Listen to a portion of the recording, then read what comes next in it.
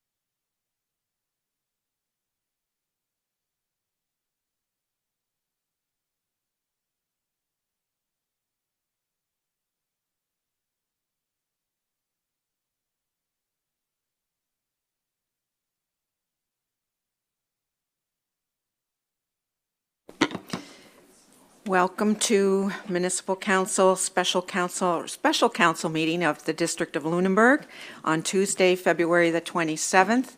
And tonight we are hosting a budget planning meeting, which is open to the public, and we are live. So I know it isn't the greatest night. The weather gods weren't on our side. But there are other opportunities for people who may not be able to attend tonight to be part of and provide public input on the budget as we move through the next couple of weeks. And those dates are available on our MODL website. So to those who are present, thank you for braving the bad roads. And we will begin by acknowledging that we are in Mi'kma'ki, the traditional and unceded territory of the Mi'kmaq people. Are there any changes to be made to the agenda? Would someone move the agenda be approved as circulated? Moved by Councillor Burns. Do we have a seconder? Councillor Oikel. Any discussion? All in favor, raise their hands. Those opposed? Motion is carried unanimously. In doing the budget work and having it open to the public, there's a lot of documents associated with budget planning, and we have not posted all of the documents. They are available, and I'll have our Director of Finance make some comments on them, on what is available. And if there are particular questions people have, either those who from the public that need more information on any aspect of this, we are completely open to providing any documents that may support or explain a question that you have. But because there are 58 or 59 59 pages of documents, we haven't presented them all this evening, but there are details available. And I don't know if you want to make further comment to it or if that's enough an explanation. Okay. So we are open to providing more information if that's required by anybody. At this point, we will turn it over to our Finance Director, Ms. Wenzel, to begin the presentation. Just wait a second here and we'll see the presentation come up, I think. You're on, Clerk. Secretary.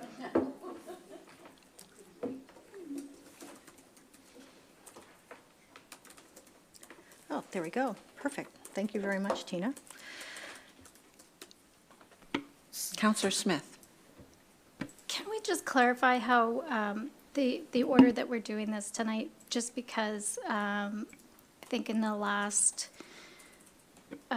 meeting, we talked about maybe being able to ask questions as we go. So are we doing the same order as before, or are we asking questions as we go? Do you have a preference? I would like to ask questions as we go because it's hard to get back. Okay. But it may Okay. be a longer presentation, much longer presentation because of that. One way or the other, we'll get to it. So Okay. we'll take questions because it's probably easier now that you've had the first go-through of the budget. So we'll take questions as we go. And then once we're finished that, the public input will be, we'll have public input. So, Thanks. okay. Thank you, Your Worship. I guess one of the things I'd like to preface this with is this is the exact presentation that we gave on Tuesday at your council meeting on the 25th. However, we did add some slides at the end to address some recommendations by staff, because as we go through this, you will see that in the beginning, we were looking at an operating deficit, and we have made some recommendations, and we also gave you a more concise version of how reserves work. So when we get there, we'll certainly go through the whole thing, but we're going to go through exactly what we did on Tuesday with those added slides. So here we are on February 27th in the evening, and welcome members of the public and mayor and council. Welcome to the budget process. So this is our second of 4 budget sessions, which will be spread over this week and next to present the full package of budget information. So council can start to identify areas where they want changes or request further information. There are 2 sessions per week scheduled for more public input and more robust council discussions and debate and options. And by April 1st, staff expect the major council directions to have been been given so that by April 8th, we will have a budget we can pass. So tonight, I'll present the process, parameters, and fundamentals of the municipal operating budget. The departments will present their budget overviews. This is, I guess, the second opportunity for public input on the budget. So expectations of council are to receive the budget information, listen to public input, ask questions of staff for better understanding, identify areas for further discussion, options, or analysis. It should give you some time to reflect and further opportunity for questions and identification of areas for further exploration. So because the majority of municipal revenue is raised through property taxes, we look at assessment trends. Prior to the COVID pandemic, assessments were fairly flat, but because assessments are a reflection of the property market, they have been increasing at the same time. Increasing. At the same time, there have been more pressures placed on municipalities to provide enhanced services. This year, the residential assessment values have increased 5.9% and commercial have increased 1.1%. For the 89% of properties in our municipality that are capped, the cap rate is set at 1.5% this year. Delving into the property assessment data details, there is an increase of 162 dwelling units from 15,389 last year to 15,551 this year, and an increase of 206 taxable parcels to 31,041. This slide comes from the Property Valuation Services annual report for the municipality. The top table shows the provincial assessment totals and the percentage changes for all municipalities in Nova Scotia. The provincial increase in taxable residential assessment is 7.17% and 2.79% for commercial, versus the municipality's increases of 5.93% for taxable residential and 1.13% for commercial. The taxable assessment growth in the municipality is below the provincial average. The uniform assessment is a calculation that's performed by the province for all municipal units that includes taxable assessment for that unit and any grant in lieu of taxes paid to the municipality from provincial and federal governments. It is used to calculate the mandatory costs that we have to pay, like our contributions to the South Shore Regional Centre for Education and assessment services. So these mandatory expenditures represent approximately 36% of the municipal operating budget. The increase in assessment and RCMP are estimated at this time, and because we do not have confirmation of these costs yet. Staff are predicting that overall these costs will increase by 13.6%.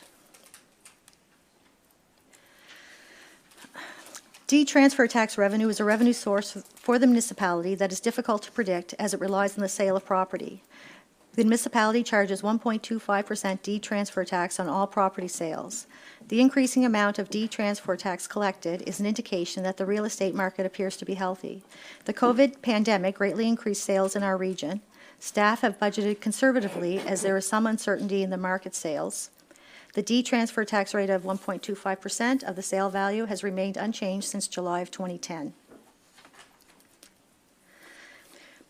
We use a 5-year financial model that includes some operating budget assumptions for things like CPI on existing wages, 0.9%, and then we use 4% thereafter, CPI on existing operating costs of 2% and 4% for utilities, RCMP cost at 3.9%, the LCLC cost is per a budget estimate and 4% thereafter. New operating budget costs to meet strategic priorities are also included. Contributions to reserves include placing moderate tax revenues aside as per the strategy to help with these and future budget pressures. And contributions for amortization do not reflect future replacement cost. If we look at the 2025 assessment roll from the PVSC, average residential dwelling taxable value, $239,230, makes an average tax bill $1,938. That's at existing tax rates. Applying the cap rate of 1.5%, the average tax bill would increase $29 a year. The municipality does have a targeted tax relief strategy. The property tax rebate is one way to help those homeowners that are struggling to pay their property tax bills. The proposed rebates based on household income thresholds of up to $60,000 are $270 to $680. This presentation has been prepared using the 5-year draft strategic priorities, which are no longer in draft as council has accepted them, which include communication and engagement, regional economic development, infrastructure upgrades, expansion and management, quality of life, affordability and social inclusion, and climate change action. The draft operating budget has been prepared based on these strategic priorities. Some of the priority projects included for council consideration in the draft operating budget includes a housing strategy, public transit, investing in recreation assets, and the comprehensive land use planning, which we call MODL 2040, as well as municipal infrastructure to serve growth areas and collaborative healthcare center and community space. When we look at this initial 5-year financial model, we see that there is a projected deficit. Municipalities cannot budget for a deficit. Part of creating a balanced municipal budget is to look at future service commitments. So some of those operating pressures include things like transit, community hub operations, increased costs for things like the MGSB, shared services, and the LCLC. Decisions would have to be made on how to balance the budget, and so later in this presentation, staff have made some recommendations which council may wish to discuss, and perhaps council can discuss other things that they might want to see changed. So this is a high-level version of the budget summary that was in the budget package. This page refers to page 3 and 4. There's also budget sheets for each department that we'll discuss as we review the department budgets. They're all organized in the same manner. So after each line description, there are the following columns across the top. The 23-24 actual amounts from 23-24, the 24-25 annual approved budget, as well as the budget forecast, which we use for budget monitoring on our quarterly reports. So staff start with an adjusted baseline for 25-26. They look at additions and deletions to that budget based on existing service levels, changes to service levels, to bring us into a 25-26 proposed budget. We'll move on to Alex Demerick, who is online, who will present the administration draft operating budget. Councillor Smith. Sorry, I just ask you to pause for a second. Can you go back to the operating budget 5-year financial strategy? Can you walk me through the reserves line and tell me what I'm seeing there? Well, the reserves line along the bottom, that's a compilation of all the transfers to and from reserves through the operating budget. So each department has reserve transfers that each department will discuss. And then I've also given you a summary at the end of what those reserves are. Okay, thank you.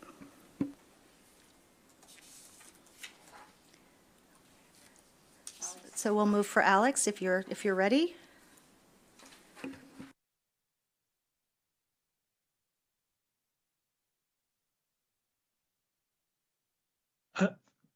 Good evening, Elena. I'm not sure if you can hear us. I believe the audio has been muted on the stream, so I see you're on the budget admin department slides, but I can't hear what's happening in chambers as of 2 minutes ago.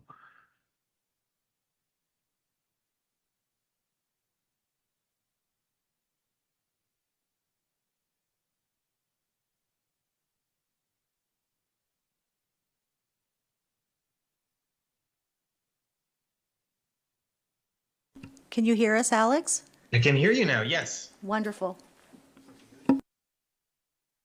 Am I up? Yes, please. Okay, wonderful. Good evening, Council. First off, I would like to apologize. I would very much prefer to be there in person. Before we had set the budget schedule, I'd committed to some provincial training for emergency management. So I've been going through incident management team training all week. So this is certainly a change of pace, and if you can believe it, a little more relaxing than the training. So I will do my very best to present this and answer any questions. I'll need some assistance because I can't see in chambers if there are questions, so feel free to interrupt. A very quick overview of the department, though. The administration department provides some core municipal services. This includes support to council and committees of council. We host the corporate services unit, which provides the front counter and phone service. We manage communications and public engagement and some shared services, including our EDIA work and human resources. And some of our time goes towards managing protective services and some general professional development for the municipality. We also lead some special projects or miscellaneous projects if they don't fit well within other departments. Next slide, please. So this is the summary of the admin and legislative budget. It is on page 5, I believe, of the package if you want to follow along, and I have some notes on the following slides to delve into it a little more. So the key elements of this budget are $1.1 million towards legislative services, which includes all of council costs, including advisory committees of council, members at large, council members themselves, travel, education, professional development. It also includes government relations. So this includes things like your FCM and NSFM dues to be members of those advocacy organizations. It includes a contingency for events that arise outside of the budget cycle that council might want to address. And it includes a host of communication and public engagement costs. There's a $50,000 contribution to the local hospital expansion. This is the 4th year of a 4-year commitment. So it's the last year you'll see it in our budget. We also have $1.5 million going towards administration, department staff, and personnel costs. In our elections budget, you'll see that there's no costs this year, but we do have a $50,000 transfer from the operating budget into reserves, and this is done to smooth the election costs over the 4-year cycle. So for the 3 non-election years, you see a $50,000 transfer into reserves, and during an election year, the budget will show a $150,000 withdrawal, and then the remainder of the funds for the election are then taken from general revenues in that year. And finally, admin department also includes some advisory services. So these include the municipal solicitor services for council and the administration department, safety committee costs, as I mentioned, some of those shared services provided by other units and municipal corporations. We also have some special projects. So the funding, for example, for the housing market study that council authorized in the last couple months came out of the advisory services budget. Some of our promotional work on some of those miscellaneous projects like Lyme disease, and then we have some shared office expenses. So we do have a... If I can interrupt for a minute, I have just on the council contingency, which has been budgeted at 80,000 and is continuing to be budgeted at that. I wonder if that might not be an area we could reduce to, I suggest by half, because looking at what was spent last year, that would generate 40,000 that could be put towards some of the deficit that we currently have. I just propose that as an idea. Yeah, I think that's a useful suggestion. Something we could also do is for the next meeting, which I believe is March 11th, we could pull a couple of years so that you can get a bit of a sense of the draw on it. It usually is not drawn fully to the $80,000. So there's certainly likely room that you could find in that area, and we can get you a little more information to see historically what that level might be. Carry on. Great. So in the legislative services, as I mentioned, you have communications and public engagement budgets in here. And we have on Tuesday, we proposed a selection of increases to try and address some of the communication and public engagement improvements that this council wants to make happen. So just a quick summary, we have an additional 32,000 for more public engagement events, including more council in the community, which would be evening council meetings held in community halls, which then have some additional AV expenses so that we can make sure we're still doing things like our live streaming service. We have a $15,000 addition for the development of a municipal app.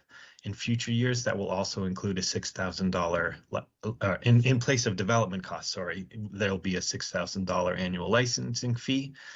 On Tuesday, we had identified a $13,000 addition, which could be used for hiring a polling firm to get a representative sample so that council could have information on what the broader public feels about municipal matters publication and public engagement. We are recommending that this is one item you could defer or remove from this year's budget in order to address the deficit. We have an $11,000 increase in advertising budget, so this would help with the promotion of your engagement opportunities. It's also where you'll find funds for using things like postcards and addressed mail or bulk mail options to promote engagement opportunities and try and get a broader reach in terms of which residents are participating. And then we have some discussion around different options you have around municipal matters. But based on the budget situation, we are suggesting you have a status quo budget. So rather than a $17,000 increase, which you saw on Tuesday, we're looking at a $32,000 cost. So that would still get you 4 editions of municipal matters, but it would be done through bulk mail rather than addressed mail. Just on that, I would like to caution us as a council to think carefully about what we might want to do there, given that communication has been identified as a really high priority. And I think that it is easy to pick off these numbers, but let's think about that carefully. And I think that one of the things is we'll be in a better position if we do invest in doing the research. We'll be in a better place to make a decision going forward over the next couple of years about whether that's the best investment we could make. So I would caution us from maybe cutting that. It seems like an easy thing to cut, but I think we should think about that, because the information, this is not something we're going to repeat. I would suggest it could be a one-time investment during this term to really evaluate the municipal matters, and then that would set us up in a better place for deciding what we wanted to do as we go forward.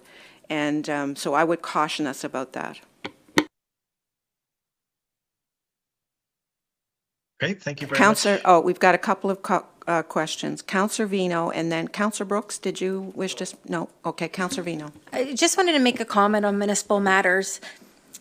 So if I understand it, you're saying to postpone doing a survey on, okay, I might need some clarification on that. With doing a survey on municipal matters, I feel like we might not reach the people that are reading municipal matters. I have a lot of people in my community that are seniors and don't rely on cell phones or emails or contact. And I don't want those people to feel like this is one more thing that they're losing.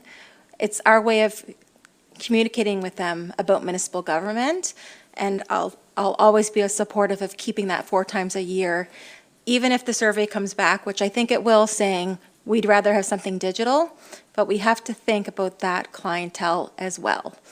I wasn't suggesting that that I think it's an important piece. It is about evaluating what it is, what the content should be, and how it's used, and then make a decision from there.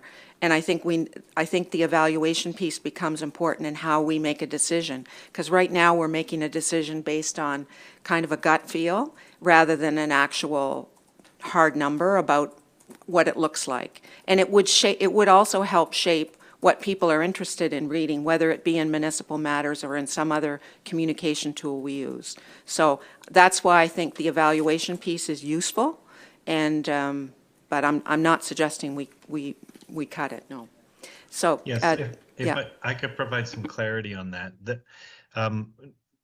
Both options that you have before you here would still have you publishing municipal matters 4 times a year. So whether or not you go for the increased cost, which was related mostly to using addressed mail rather than bulk mail to make sure that you were getting, there's a subsection of our population who don't receive it because we use bulk mail.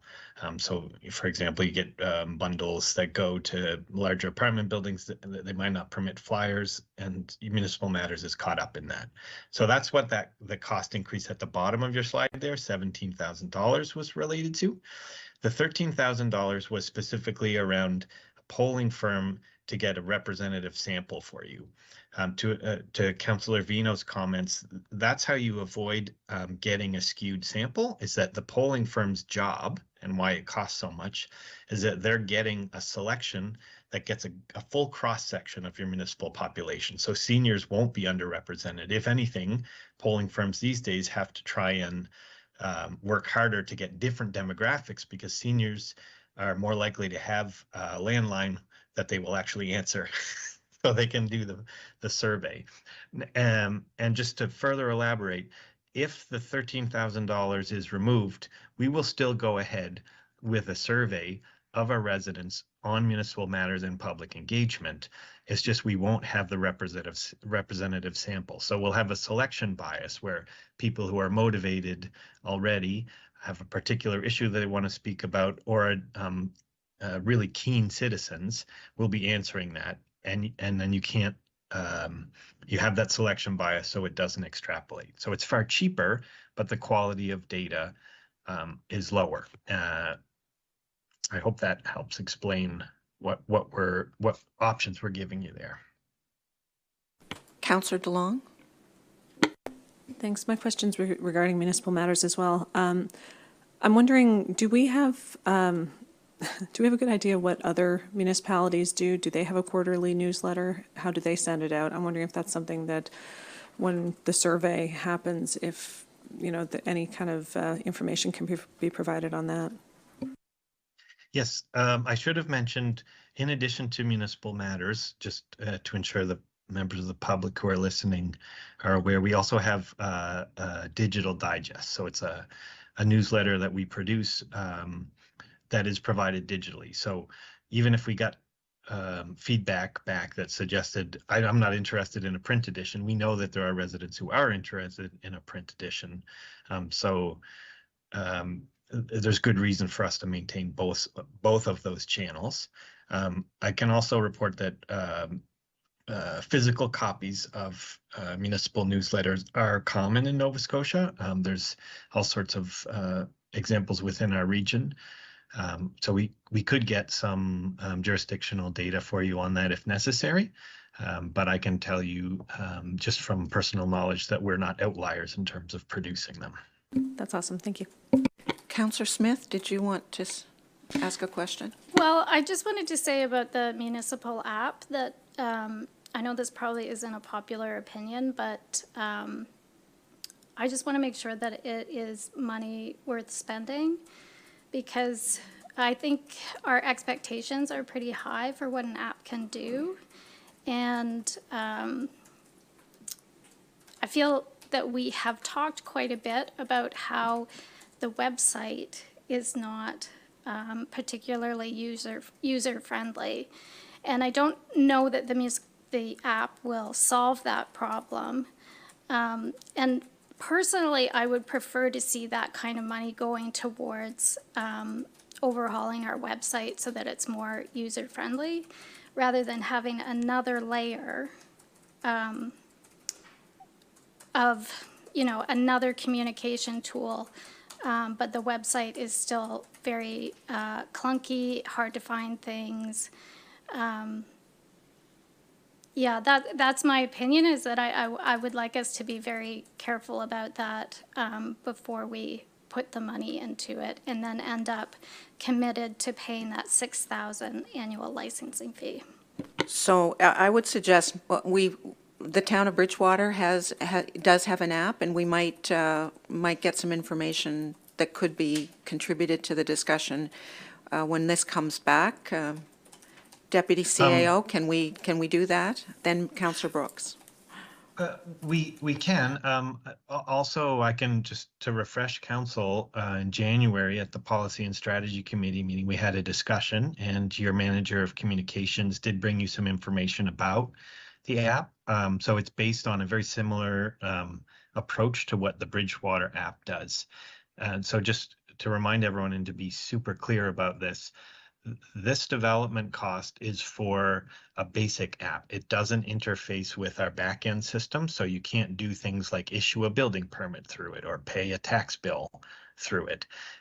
Essentially what it does is it's a tailorable, user-friendly system to extract information largely from our website. So I take Councillor Smith's comments to heart. We understand that the municipal website can be overwhelming. Part of that is because we have so much data on it. Our website is a massive clearinghouse for information, which helps make sure that residents can simply access that information. But part of the downside of that is that it does make it harder to navigate, despite, I know we've done 2 efforts just in the time that I've been with the municipality to improve the design and user friendliness. So the app would be actually taking that to another level where apps are they're simplified and you can tailor them. So you'll get notifications based on the areas of municipal governance that you're actually interested in. Councillor Brooks. I just wanted to offer through the chair as a bit of data for Councillor Smith that the most recent survey says that about 90% of the time people on any mobile sites are using apps versus websites. So that should give us a little bit of comfort that that's where people are going for their information. Councillor Smith. I'd be interested in knowing what geography that covered, that data, because I can say with my residents, you know, we have a very popular group in my area which teaches digital literacy, because digital literacy is quite low, I would say, in my area, but I don't have like specific data to back that up. And my point is that some people are only ever going to use the website. They're not going to use the app. But I've said my piece on it, and I'll just be expressing caution in the future. And I think our intent was, by adding an app, it was another layer of way of accessing. So not everybody's going to use it, and not everybody would use the website, but it was a way of extending the level of access that we could provide. So let's move on then, and yeah, let's move on. So this slide is simply to highlight, in addition to the additions that we're proposing, your base budget includes a host of communication and public engagement and information sharing initiatives. So this ranges from our website, the Engage site. We already have a base budget for doing public engagement work, the publication of your budget book, which is a very information-rich policy document, the e-newsletter that I had mentioned, the District Digest. Your communications budget includes time for supporting our public information officers when we are activated for emergency management, doing pop-ups and attending community events, maintaining our social media accounts and doing promotions through them, and our fire services newsletter. And then finally, we are suggesting we reduce our ad spend for the Lyme disease campaign. So we would still have that material and promote it through our own channels, but we wouldn't be incurring the expense of radio ads. And we are not recommending we proceed with a summer communications student this year. So we have covered some of the Hang on, matters. we've got a question, Councillor DeLong. Thank you. What's the rationale for not having a summer communications student, given that that's a strategic priority that we've set?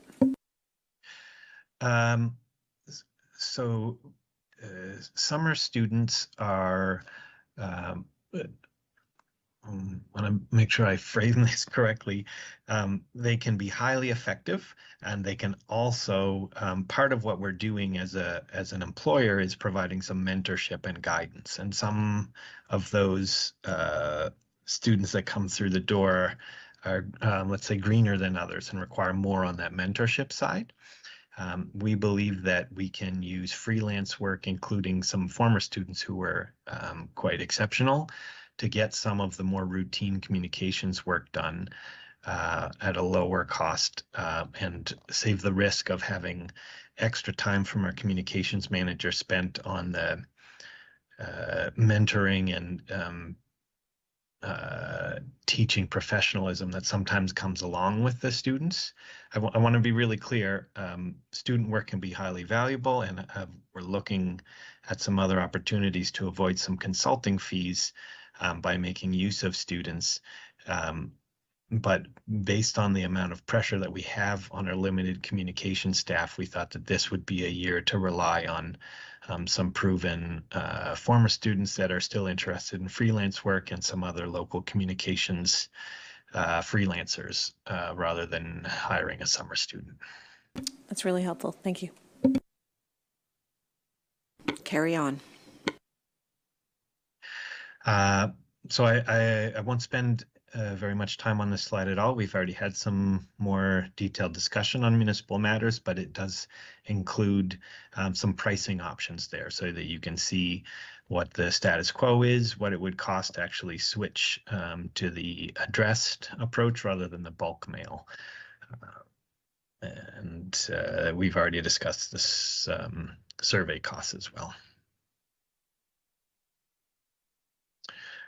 So on Tuesday, we presented these two options in terms of personnel for the communications function. So regardless of where council chooses to go, we will be proceeding with reassignments within the municipality. Some of that has begun already. So last week, we moved the corporate services unit to be managed fully by our corporate services supervisor, reporting directly to me to free up time for communications with our manager of communications. We believe there's more potential as we move through the operating budget to reallocate up to 50% of a full-time position to help support the communications function. And our initial focus will be on the app development, increasing those public engagement events, and working through council in the community. If those are the only resources that we assign to it, then we won't get to some of the more robust content creation that we had talked about, or the summary reporting and publication on activities at council meetings. The more enhanced model would be adding, you'll see in your budget there, you have a $90,000 addition, which would be the all-in cost for adding an additional communication staff person. On Tuesday, we had identified that this was something we may consider doing after spending half the year using the reassignment approach. We also believe that there is opportunity for us to further use freelance work. So for example, we could bring that budget down to around $40,000, and rather than committing to a staff person, use that for communications freelance work, again, to address some of the more routine items. And so that would provide some budget savings as well.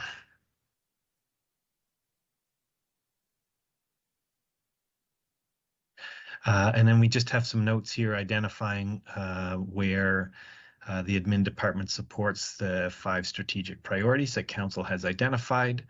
There's some key projects which are managed by senior staff within the administration department, or collaborating with other directors and senior staff on some high value strategic projects for council. So these would primarily be around working with our regional partners on improving regional infrastructure and planning for regional growth, certainly around public transit. The MODL 2040 comprehensive land use planning requires extensive input from our clerk. And then working on the housing strategy will be one of the primary assignments that we'll be collaborating with other staff on. We also, within the personnel budget, have a part-time grant coordinator, and this is a position that pays for itself many times over in terms of the amount of infrastructure and programming funding that we're able to pull down to support council's initiative. And then under quality of life, we do have some programs that directly impact residents' quality of life. So there's the litter cleanup program, which both improves the appearance of highways and also provides funding for community groups who engage in that volunteer work. And we have our regional accessibility and inclusion functions. And obviously, communications and engagement rests with the admin department. So I mentioned both of these reserves. We have a net zero transfer into and out of reserves because we have $50,000 from general revenue. We have a question, sorry. Oh, sure, Counselor no. Smith. Sorry, just curious, when you say that a grant coordinator pays for itself many times over, why is it part-time? Could we be getting more money if it's a full-time position? I know that's a staffing decision and that's up to the CAO, but I just ask, what's the decision-making around how much effort we put into grant funding? Yeah, thank you for the question, Councillor Smith. Through the mayor, I would suggest that we would not receive any more funding if we added that more hours to that position.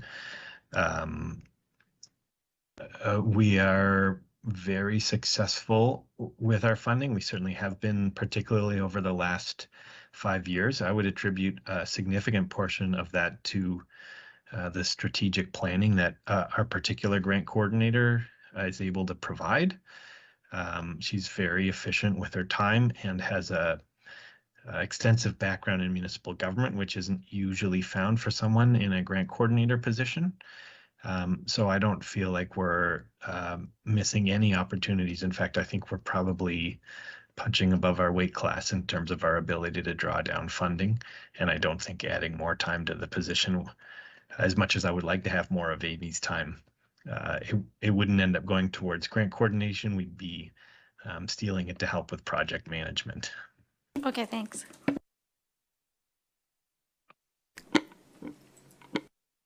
Carry on.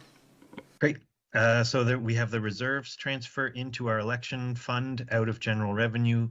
And then we also have the $50,000 transfer coming out of reserves for the commitment to fund the hospital expansion. So that's it for the admin department budget. Sort of adjacent to that is our protective services budget, which is an umbrella of mostly service contracts to provide safety, security, disaster management, and community supports around our protective services. So I believe there's a summary table. Yep. Which corresponds to the protective services page in your agenda, and then I'll work my way through the slides, but you can keep referring to that in your budget package.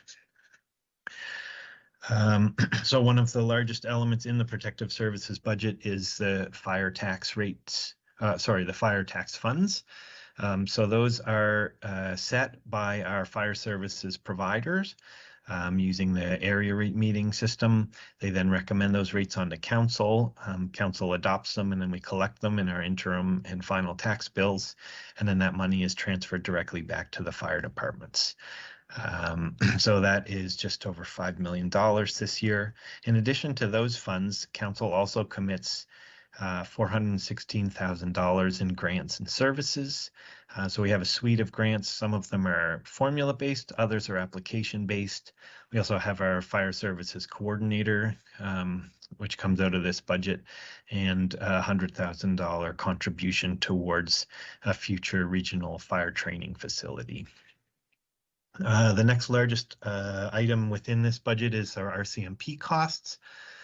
So those are estimated to be $4.5 million. That's a 5% increase on the budget, only a 3.9% increase on actuals, given what we are projecting based on the third quarter information. We have been pressing the Department of Justice to get us better information. To date, we've received absolutely no response. So we aren't sure where that number is going to land. And finally, we have our senior safety coordinator, which is a small budget item, but does provide fantastic service to our seniors. It goes beyond things like fraud prevention. It helps with connecting vulnerable residents to services that they desperately need. The REMO program. We have a question from Councillor Reinhardt. Thanks. It's just a quick question. The senior safety coordinator, is that a full-time position? Yes, it's a regional service. So it's based out of the Bridgewater Police Office, but it's shared by all municipal units in the county. Though I am going off the top of my head here, but I believe that funds a position and a bit. Okay, thank you. They have gone through some staffing changes in the last couple years. I will have to get back to you to get exact information on how much FTE you get out of that contribution. But it is a regional contribution. So ours is one of the larger shares, but each of the other units are chipping in. Councillor Brooks. This might be a question for our CAO, and maybe this is not the right time, but please correct me if it's not. As we contemplate maybe changing a different service provider and looking at police as opposed to RCMP, one of the things that I know that people have complained about with this RCMP cost that's going to increase by 3.9% is that we're not even getting the full complement of staffing that we pay for. And we have nothing to say about it. We can say nothing. So what I'm curious is if we do entertain a new contract with the police force, do we have more say in that? Are we going to be able to have our contract mean more? I'll start. We are going to bring this forward, the conversation around policing later in the spring, in May, and because our contract's not due for a couple more years, it is a big thing to consider. So I just want to put that on the record that this will come up in our conversation as we go through the rest of this year, but it's not in the budget proposition here. Tom, if you want to add anything to that. Yes, thank you, Mayor. So the RCMP are actually coming to present in March, and they'll go through, in addition to other things, what the complement of officers for Lunenburg County is, and you can ask them questions about how they fill in for officers that are on different kinds of leave. The RCMP contract that we're part of is called the Provincial Police Services Contract, or the Agreement, PPSA, and we're not actually a party to it. It's between the federal government and the provincial government, and they negotiate everything. We basically pay an amount, and we have a police advisory board that has somewhat limited authority and powers on to deal with anything. In order to change the policing model, we would have to have the permission of the Minister of Justice and go through a defined, fairly well-defined process on how that would come out. So all of that to basically say, we're stuck with the RCMP costs this year, but that doesn't mean that we can't, as the mayor's indicated, start the discussions on alternatives and question the RCMP when they attend. And we have regular police advisory board meetings where additional questions can be asked at that time. Okay, Alex, you can go ahead. Great. So the next area of the Protective Services budget is our REMO program. So we host the Regional Emergency Management Organization on behalf of the 5 units in Lunenburg County. The gross cost for the service is $375,000. The formula is based on tax base or uniform assessment. So the net cost to municipality of District of Lunenburg based on that formula is $187,000. In addition to that, we have $26,000 in local emergency management costs. So we have some staff who are designated and receive a small stipend for acting as assistant emergency coordinators. We also have an overtime budget for when activations happen and staff are doing extra hours. And then we have some supplies costs built in there. And then we also have $14,000 in the local emergency services, which is therefore what we call our generator grant, which is used by community groups to install or refurbish generator systems so that they have backup power for their comfort centers. In terms of other protective services costs, there's another $10,000 in grants which go towards food banks and also the homeless shelter in our region. And then we have transfer from reserves pre-approved by council of up to $521,000, and this is for the Clean Water Financing Program, where homeowners who are having water supply issues can go through our program, have it installed, and then the municipality finances it up front, and the homeowner makes monthly payments until that's cost recovered. So it's very cheap over the long term to the municipality, making use of the municipal financial capabilities to get that improvement to homeowners. Just a comment under Remo, the cost that's reflected there is based on our share of an established budget by Remo. Am I correct in outlining that? It is, yes. Yeah.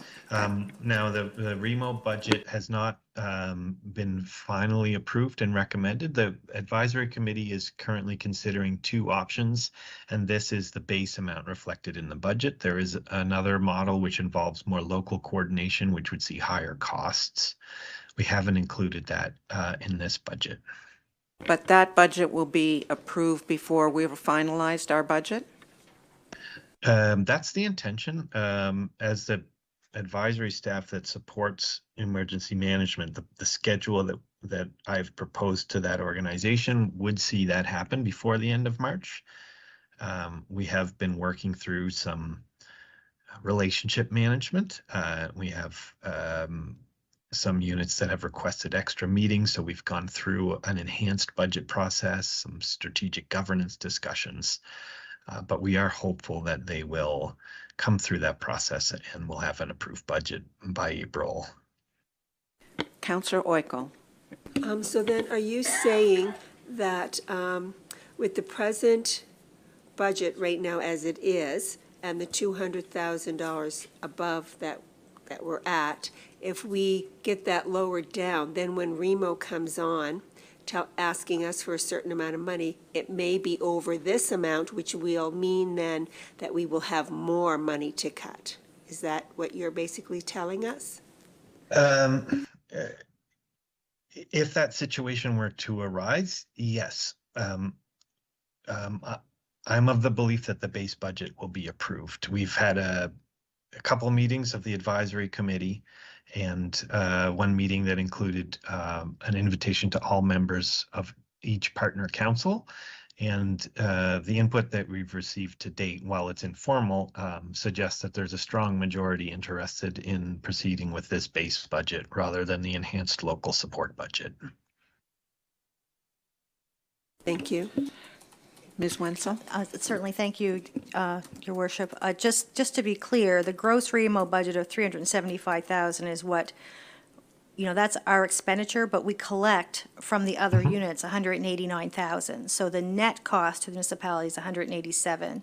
So if you looked at your budget page, you would see Remo partner contribution in the revenue side with the whole cost in the expenditure side. So just to be clear, that it's $187,000 is the municipality's share. And that's how much the net cost is to our bottom line. Okay, let's move on. Thank you, Alina. That's it for this slide. So just identifying some of that strategic alignment. We have one these more question, sorry. Oh, Councillor sure, yeah. Smith. Sorry, I feel like I have so many more questions than anyone else tonight, but you can go ahead to that slide. Actually, the senior safety coordinator. I just have a question about how our strategic priorities get expressed through our spending. And for example, the senior safety coordinator is, like you say, highly valuable and does amazing work, but is also stretched very, very thin. We have such a high number of seniors in need in our district and in the region. Is there the option to put a little bit more money for special project funding towards collaborating on a project with the senior safety program? I'm just wondering how our priorities get expressed if we're just kind of holding the line with some of this funding. Are we actually showing that we're ramping it up? To quote Councillor Oikel. But that's maybe a philosophical question about the budget, but I would love to hear your thoughts on that. That's the challenge of a budget, is that it is about balancing some of that where we feel we can, in 1 year, put a little more money towards it. I think the other point with this is that it is a shared initiative. So it would have to start, I think, back at, and Alex can speak to this, but it would have to start back with that group to say, we would like to bring this forward, not to say that we can't do it in another year, and it could come forward as a special, if there was a special project that you thought might fit there, then you'd have to go back. I would suggest going back to the committee and bring it forward so that all contribute. You know, it's like we don't have the full jurisdiction over that. Alex, do you want to comment? Well, your comments are very germane, Madam Mayor. The Senior Safety Coordinator is not, it's a program that we contribute to rather than, for example, a service that we provided wholly on our own. It'd be a simpler matter to increase that. Certainly not questioning the value of increasing the resources that they have, and I'm certain that they would be receptive to inquiries about whether or not they could do more with more resources. I think we can anticipate what the answer to that question would be, but it's unlikely that we would get that done for this fiscal year. It would more likely be something that would require some discussion. The unfortunate drawback of regional services is that the transaction costs in terms of governance are higher. Councillor Oikel and then Councillor Reinhardt. Thank you. I had been on the Senior Safety Committee for quite a number of years in the previous council, and perhaps it may be of use to our council, not for the budget, but maybe to have the Senior Safety Coordinator come in and do a presentation on their work and what they do, to be able, you know, especially for our new members, and a review for all of us in the future. Councillor Reinhardt. This isn't on the senior safety, so I don't know if anyone else wants to comment on that before. Okay. Could you go back one slide? Okay. And I'm not to get too off topic. This isn't exactly about this year's budget, but I just want to get it out there, thinking ahead. With the water financing program, which I think is excellent, and I'm very glad that we're doing that. I can see it becoming much more popular, though, as we go through the years and have more dry seasons and things like that. So I'm just wondering if there's any thought to like future builds of having something in place so this isn't going to continue to be a problem. I don't know if I made total sense with what I was asking there, but. Are you referring to adding central water services? Not exactly. More like, from what I understand, it's mostly a problem with dug wells that are running dry. Right. So would it be considered going forward to, like, you know, maybe have a requirement that wells need to be, you know, more adaptive or ready for more climate change events and things like that? So are you referring to increased standards for new development? Yes. Okay. I'm just concerned that number, that 521,000, could balloon that desire over the years. So I just wanted to bring that up for consideration for the future. Sure. I mean, for a little bit of historical context, that 521,000 is a balloon for us. Previous years, the program this will be the third year. The previous years, the budget was only $50,000. The dry season that we experienced in the last fiscal year prompted a large number of folks to inquire about it. We don't expect to spend the full 521,000 as we go through the application process and we identify homes that or homeowners that don't want to proceed or aren't eligible, or the program's not a great fit for them. So we don't anticipate that this will be an annual need for a $500,000 draw, and the financing does recycle. So at this point, we we don't see significant financial strain on your reserves for this program. But we will have to continue to monitor that to see if the trend continues with large application rates compared to the previous years. Councillor Oikle. Perhaps, I don't know, our CAO may be able to answer that, but I don't believe that as a municipal unit, are we able to say that people who build new homes have to have a drilled well?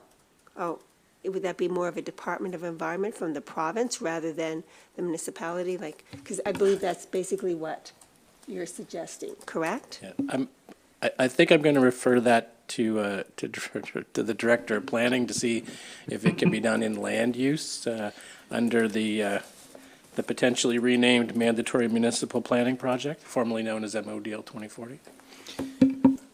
Yeah, we haven't looked at it to regulate like small developments of like one-offs, but I know like under your cluster development regulations, like one of the things, so 6 or more units, one of the criteria that we'd ask for by development agreement is a hydrogeological study. So is there enough water? You know, is it going to impact wells that are already nearby?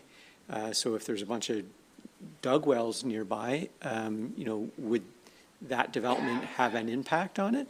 So larger developments, the Municipal Government Act does allow municipalities to ask for a hydrogeological study to kind of understand, like, what's the impact of this development of all these houses or units going to have on the area. So that is a possibility.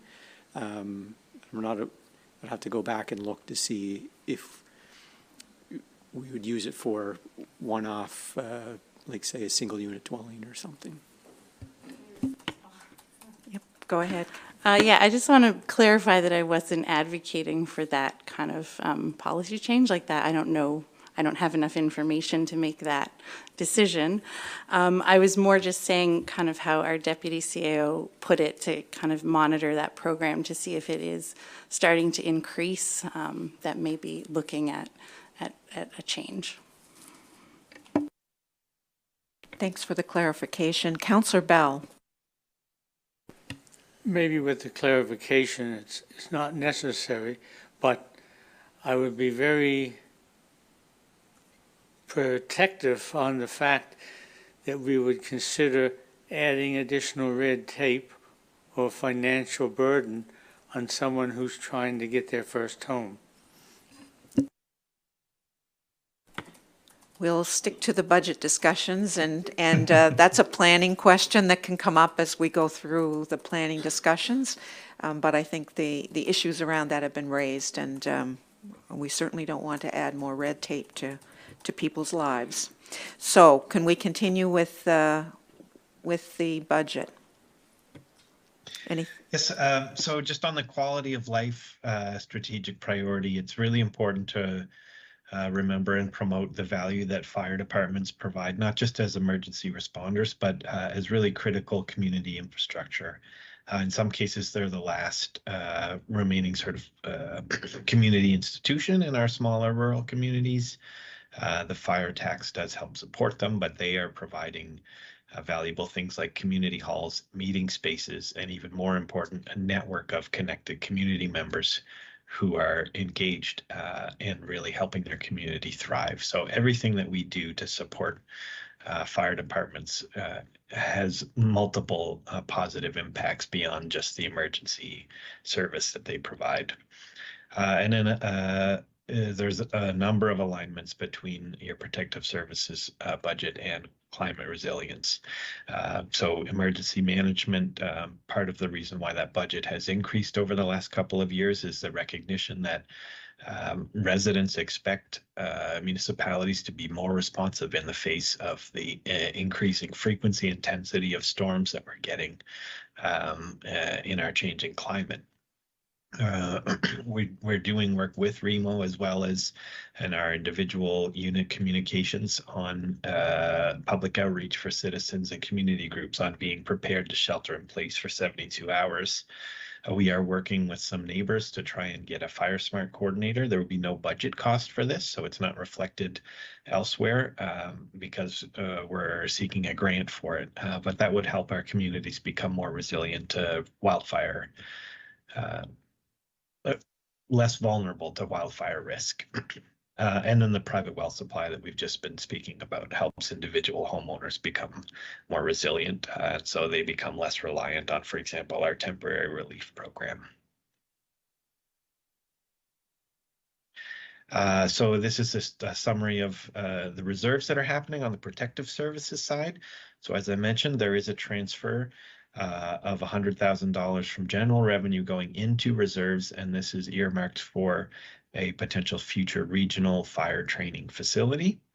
And then we have the up to a maximum of $521,000 transferring out of reserves into the private water supply financing program, which results in a net transfer of up to $421,000 out of reserves into your operating budget. Councillor Vino, or Deputy Mayor Vino, sorry. I just have a question about the page in our agenda package, and it might be for our Director of Finance on page 8, where it shows the transfers under protective services. I'll wait till you bring it up maybe to ask the question. Certainly, I have it in front of me. So we have 2 line items there. The first one says transfer from general operating reserve, regional fire training facility, with nothing there, and then the one below. What is the difference between the wording of the both? I would say it's a duplication of the line item in the Excel spreadsheet is what it is, just a duplication. Okay, so Yeah. it means the same thing. It means exactly the same Okay. thing, yes. Thank Sorry you. about that.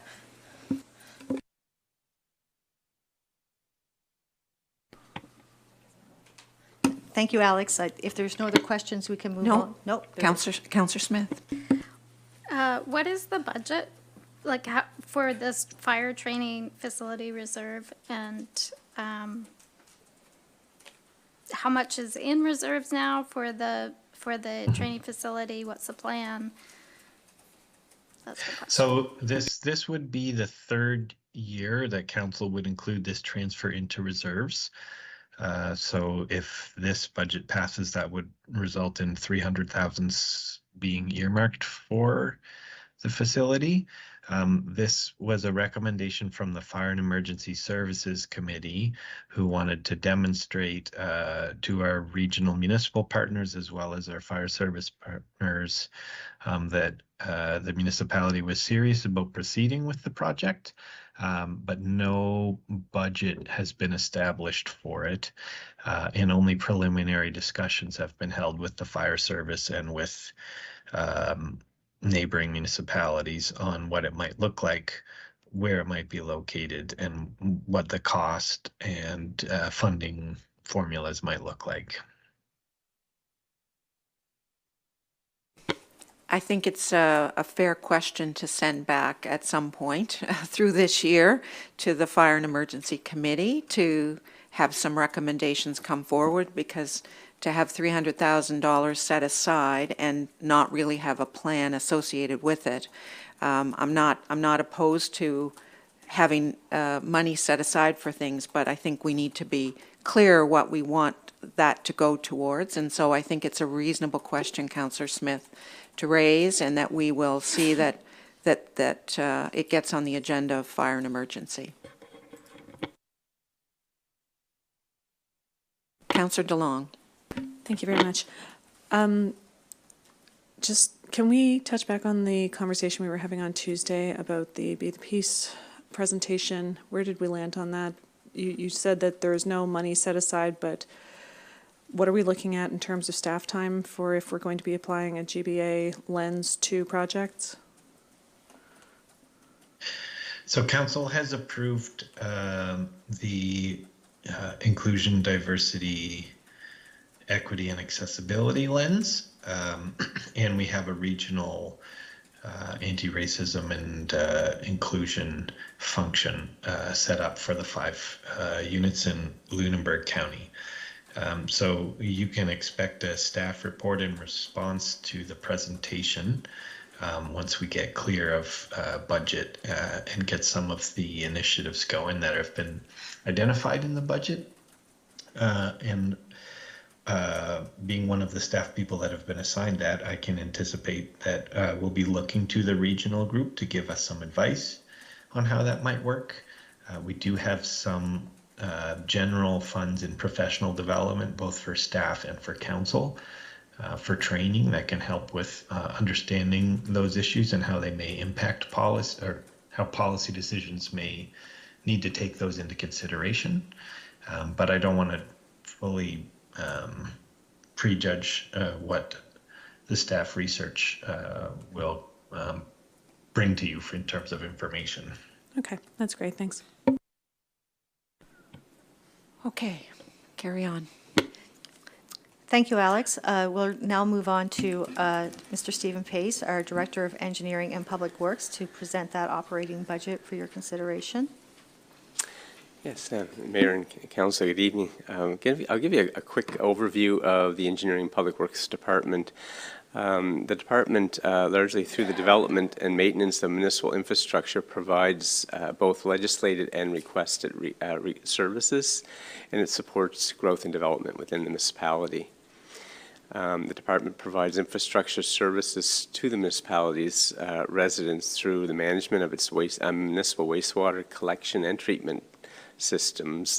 We have 4 of them located in New Germany, Hebville, Concro Bank, and Cookville. Hebville being a collection system only. We also look after the management, including all the summer and winter maintenance of approximately 11 kilometers of gravel and asphalt surface municipal roads and sidewalks. Management of municipal road access permits and road lighting, street lighting requests. And review of any proposed municipal, private, or public road designs and sewer connections as per the bylaws, the municipal subdivision and municipal sewer bylaws. We looked after all the repairs and maintenance of this building, the Municipal Services Building, the Mark Building in Dayspring, and the CES Building located on Harold Wynot Road and Wells Lake Park. And we also provide engineering support to other municipal departments. We get have our revenue stream comes from streetlight area rates. We own the CES building on Harold Wynot, and we receive rent for that. We have sewer area rates, hydrant charges, and various permit fees. And our expenditures are largely in 5 categories. First of all is engineering services, which covers most of the staffing costs, vehicle and office expenses. We look at the expenses, for example, of Center School, and maintaining that as a vacant building, and different contract services such as legal, design services, and so on. The costs of this building, including utilities, repairs and maintenance, our waste removal, and different contract services such as fire alarm systems, different HVAC contract services. Transportation, the maintenance of our municipal roads and sidewalks, our grading and dust suppression on the municipal roads, snow clearing and salting, and ditching as required. And similar to this building, the CES building, we look after the utilities, repairs and maintenance, waste removal, and contract services. And that's largely a flow through. Those costs are largely we manage it and then we bill it right to the tenant. So it's sort of a flow through. And our wastewater collection and treatment facilities looks after the staffing of those facilities, utilities, the chemicals, the sludge removal, testing, and maintenance of the buildings and equipment.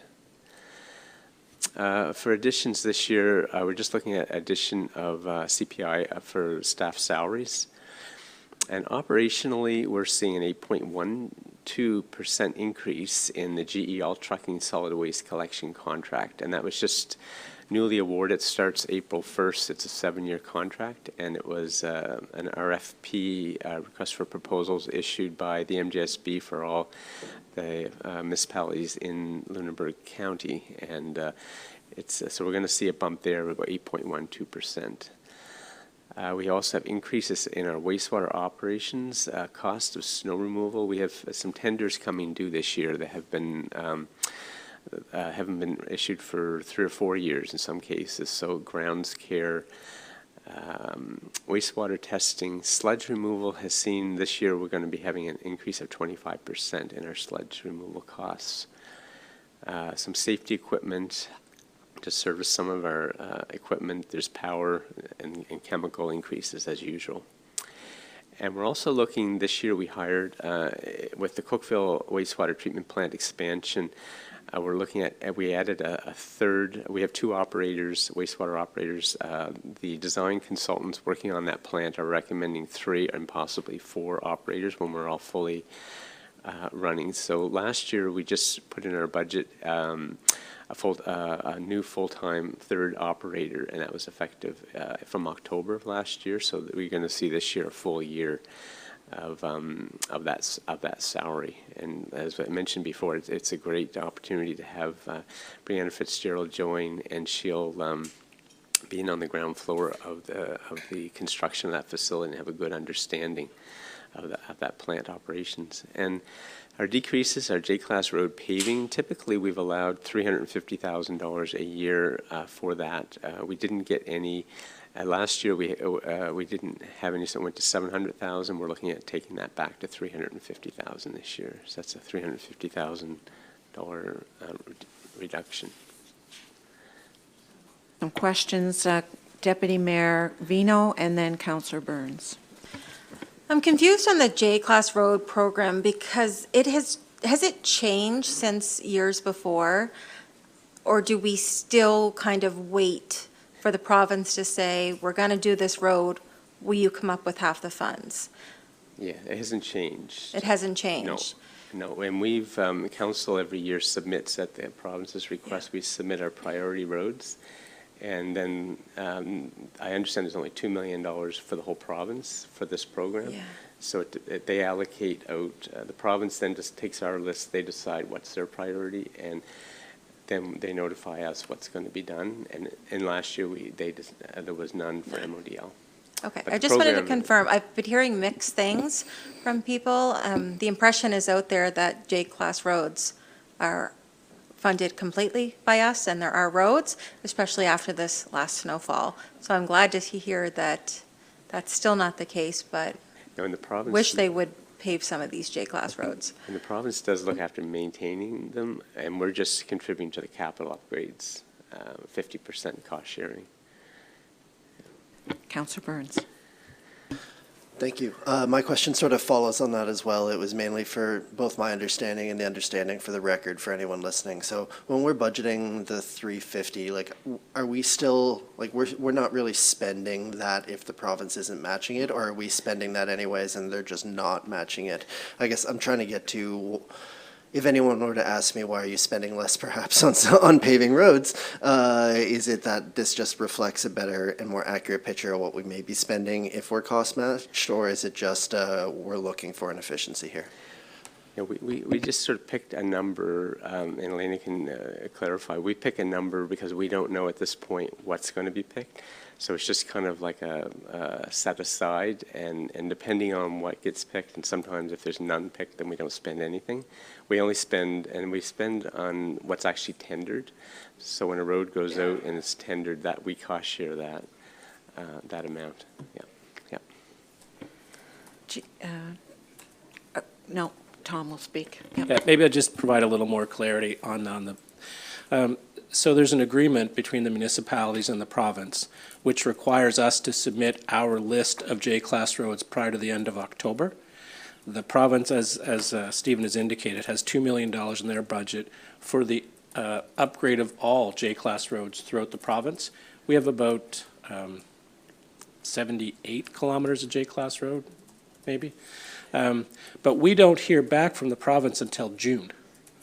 And so the way they do it, they will say, we want to upgrade your road 1, 2, and 3. Here's our estimates.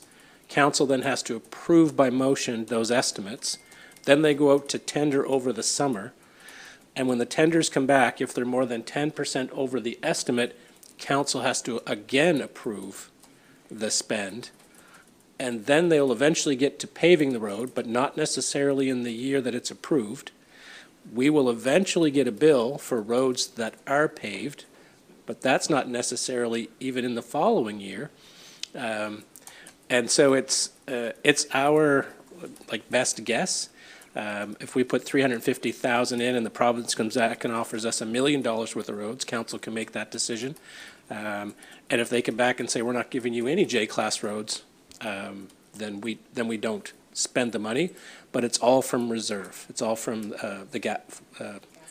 formerly the gas tax, the CCTB, CCBF. So if we don't spend it, it just sits in reserve.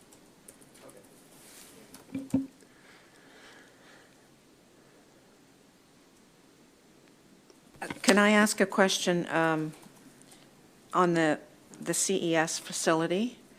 I'm trying to get an understanding of what the net benefit is to the municipality of us actually having that building.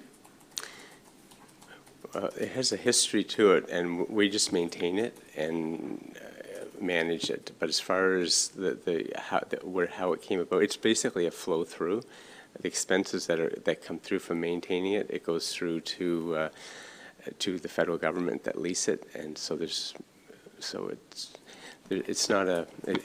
goes back in history. I think about 25, 30 years when it was first brought here, and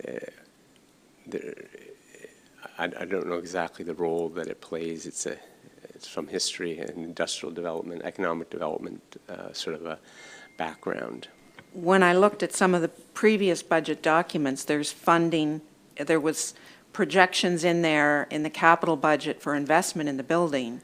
And I just, in my own head, I went, we're not really in the landlord business. Like, no. Why would we still have that building? And this is probably a conversation for another time, but it just seems a little out of sync with us as we go forward. If we have to invest in the building and we have a long-term lease with the building, am I correct? I understand the lease is only either 5-year terms. Okay. So there's not a long-term one. Okay.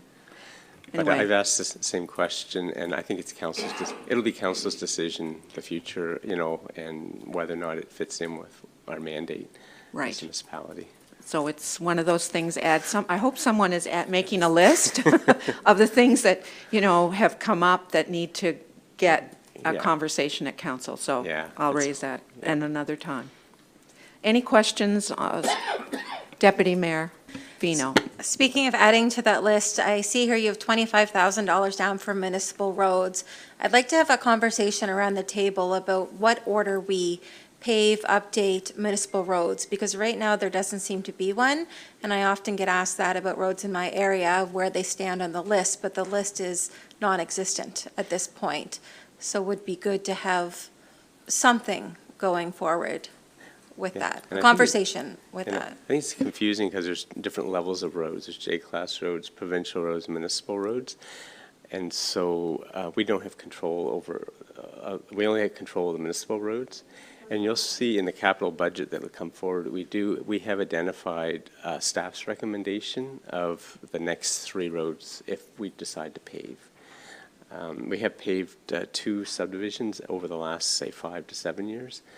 And it'll be council's decision, but it is very expensive to pave. But we do have them outlined in the capital budget, the priorities for the municipal roads that we can actually control. Yeah. Were you thinking beyond a 3-year scope? Okay. Potentially, yes. Out of all the municipal roads that we have, I'm thinking, to have something that we can say to residents that, just like our J-class roads, we only submit 5, but I haven't seen that list since 2020. There was a list of all of our roads in order of priority. Having something similar for our municipal roads, I think, would be beneficial. We have listed the top 3 municipal roads, and right now in the capital budget, they're way out in future years, beyond year 5, because it hasn't been identified as council as a priority to do them. I think the first one is Homestead Estates Drive, but you'll see that in the capital budget, but they're so far out that they haven't been identified as a priority to pave. We'll add that to the list that someone is compiling, I hope. Okay. Transfer of reserves, municipal roads, 25,000. We have the CES building. We've been putting at historically 25,000. We're looking at now 50,000 into a reserve for capital projects, and that covered things like paving the parking lot, which we did here a few years ago. We're looking at other projects in that building that you'll see in the capital budget coming up next week. And so this transfer, it's sort of like put in reserves for future projects. And transfer from reserve, the Canada Community Building Fund, the CCBF, for paving partnerships with the province for the J-class roads, and that's 350,000. That's coming from reserves. So the net reserve transfer is 275,000.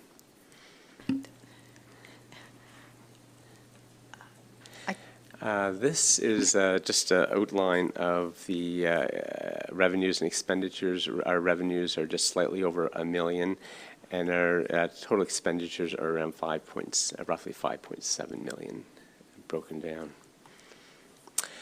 Our strategic, if we could align with our strategic priorities, most of it operationally, the engineering department falls under the infrastructure upgrades, expansion, and management, and those cover our engineering services, municipal building, transportation, the CES building, and the wastewater facilities.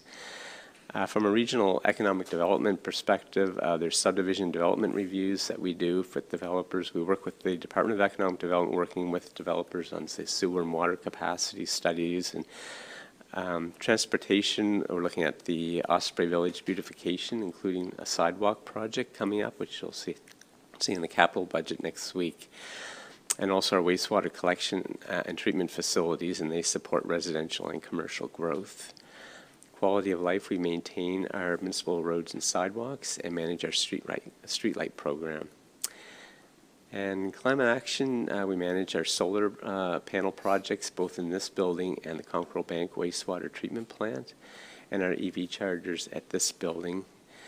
And we manage and maintain the facilities for optimal energy efficiency, particularly the CES building and this municipal building. We've had regular energy audits, and we implement the recommendations wherever possible. And that will also lead to to future projects.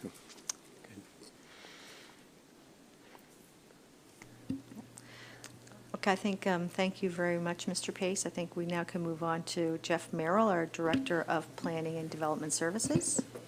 Great.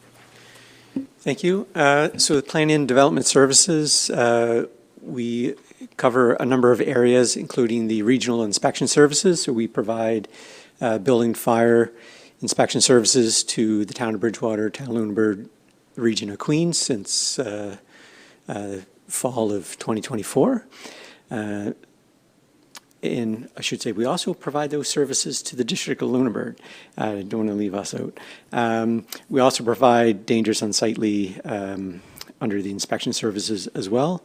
The department also looks after the planning policy development, review, and maintenance. So the MODL 2040 project, where the mandatory minimum planning project from the province, it falls under the Planning and Development Services Department, and council will be seeing that, and the public will be seeing that this spring. We also look after the secondary planning areas and the subdivision bylaw. We administer the municipality's heritage property program. We look after the geographic information system, so that's all the maps that show up. No matter which department it is, it's likely came from our GIS side. So we provide support to all the departments. We also maintain the civic addressing system. So we feed in that's for the E911 system. We also look after setting up the private road maintenance charges. And I mentioned on Tuesday, the municipality is not providing any maintenance on the roads. All we are doing is we set up agreements and we collect funds from the associations or from the residents, and we give a check to the association and there is a administration charge of 5% for that service. We do have the Clean Energy Financing Program, which is looking at clean energy upgrades to homes. So that's a financing program. And we also look after the climate action planning in our department. If you want to jump to the next slide. I won't go through this one in detail, but the next two slides kind of refer to the items that are on this. So if Elena, you want to jump to the, so this is some of the noteworthy changes and highlights.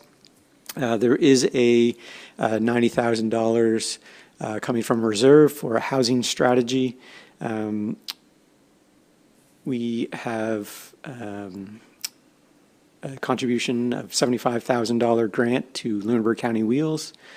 So this is up by $10,000. The last year it was $65,000, but they came and gave a presentation, and they since followed up with staff on what their number is, seeing that they are growing, and they do also now cover all of the municipality, providing transportation services.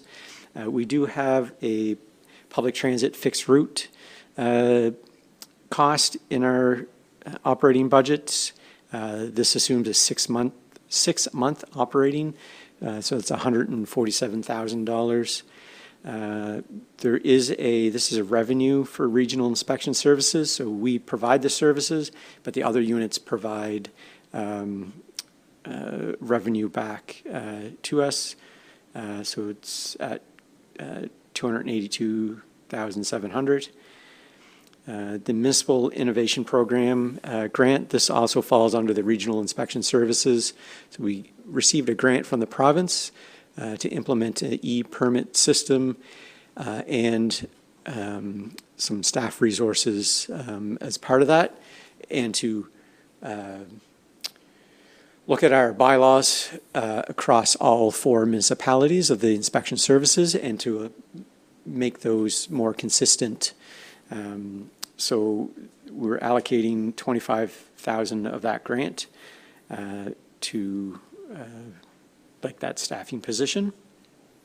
There is a floodline data collection, $380,900. This is a carryover. This project's currently underway. The timeline for the project goes until the end of September 2025. Again, this is money that the province gave the municipality and asked us to do a project. So this is what that is. We have $500,000 for the Clean Energy Financing Program. We do have funds in for the private road maintenance. So we have a new one. This is Homestead Estates. This is not the municipal road portion. This is at the end of the municipal road. There is a private road. So this is the private portion of that. They would like to get set up. So the municipality will collect the road dues for that association.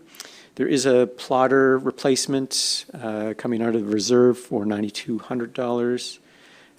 We did put in a rebranding of the inspection services of $5,000. We do have in the planning department, we have a planner 1/development officer. The term goes until the end of this not the fiscal year, the calendar year, so end of December 2025. It's expected that the MODL 2040 will be wrapping up.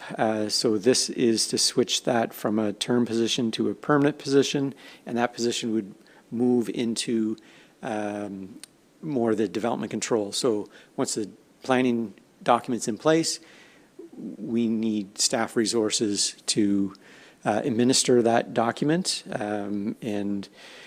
We were before council a few months ago, and council appointed 3 development officers at that time. So this is one of those positions that was already appointed as a development officer and just changing from a term to a permanent position. We do have $100,000 for the Woolly Aldilgid project. So that last year, it was at $50,000, but that was a part year of that program. This is for a full year of that program, and that would allow us to continue to do work. Staff are currently in the River Ridge Common treating the trees, and it would also allow for treatment in other municipal parks, as well as doing assessments to find out the extent of that pest. The land conservation strategy, we did talk about this on Tuesday. I do have a note that that's actually a capital project, but it made its way in here, and we can talk either tonight or at next week when we talk about the capital side of things. The MODL 2040, there is an engagement. Staff have draft documents. They're just going through an internal review right now, and we're preparing for a major engagement session starting in the spring with council, PAC, and stakeholders and the general public. So that's $60,000. If you want to jump to the next slide there, Elena. Councillor Smith. I was wondering if the HWA project has any kind of educational component. I realize that we're doing it on our lands, but seems like as we're doing the work that maybe there's an opportunity to share and educate around what we're doing, and maybe even advocate for private landowners who are dealing with this on their land. And I know that, you know, the scope of dealing with it on private land is not something that we can deal with, but writing letters to the province, anything like that. So I guess it's two questions, like, is there an education component or awareness component to it? And have we been doing any advocacy for private landowners on this issue to the province? I as a woodlot owner, I can I can speak as one of those, because most of our woodland is privately owned in the district. This is, you know, I've attended some meetings on this, and from the woodlot owner's point of view, there's a lot of educational work being done and all kinds of project work looking at levels of success, managing woodlots. There's a lot of initiatives going on in this area. So anyone with as private woodlot owners I'd be surprised that many aren't aware of it. Clearly, in larger woodlots, it is a question of forest management as opposed to treatments. In parkland, which is what I think we're looking at, it becomes an issue of how you want to manage and protect what you have in your parkland, and whether $100,000 is, it's probably not nearly enough, and the question to which degree you want to manage the parkland woodlots is another question for us to consider, I guess, and how much money we want to put towards it. But I would suggest that there is a lot going on at the private woodlot owner level in terms of education, forest management practice going on. Not to say that we can't do something, but there is quite a lot going on. Councillor Oikle, and then Deputy Mayor Vino.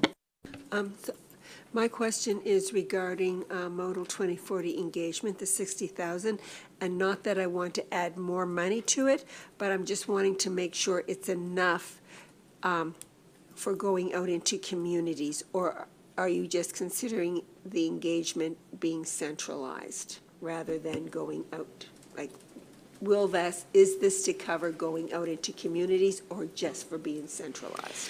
No, absolutely. Staff will be on the traveling roadshow. We'll be the planning strategy and land use bylaw covers the entire municipality, and we want to make sure that we are in every corner of the municipality. A lot of the So there would be the staff resources. A lot of this is like the marketing materials, the, mailing stuff out, printing, like this is like the hard costs that, hall rental, that type of stuff. But a lot of it is, advertising. We really need to get the message out on that project. Deputy Mayor Vino. Can you guess what I'm going to say?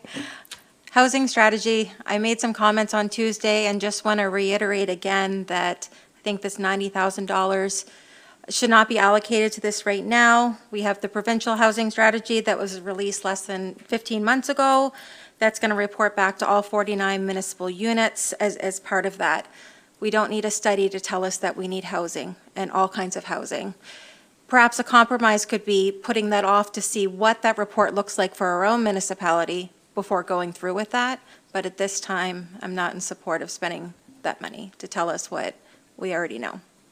So I'm going to ask Tom to speak to it, and then I'll have a little bit of a comment from a meeting I was at today on this. So. Yep. So thank you, Mayor. So I guess first of all, we heard the comments in addition to the concerns with respect to the cost, and we have added to the note that this is funded from reserve. So removing it doesn't help the operating budget. But in discussion with senior staff, we think that rather than a consultant, we're exploring the possibility of having a few grad students from Dalhousie. Retain them, and our thought, and this is at fairly high level, the District of Clare has a very comprehensive housing strategy. Now they're very small, but when you go through all of the factors that they looked at, which are basically laid out in the index, it lays out a pretty good path on what you have to look at, what you should consider in a housing strategy. We also have looked at East Hants, which did theirs internally, and it's a much different document. It's like 9 pages as opposed to 40 pages with Claire. So our thought is we still see the value in the housing strategy, and in particular, one of the values that we see is what kind of tools are other units using to apply to support affordable housing. For instance, you're going to be seeing requests come in from affordable housing proponents that are looking for a cost per door grant and a tax exemption. And so how are municipalities responding to that? So CBRM has a really good program in place which sets out the amount of grant per door and the cap and what it's required as it relates to affordable housing and rent and how long they have to keep it in place.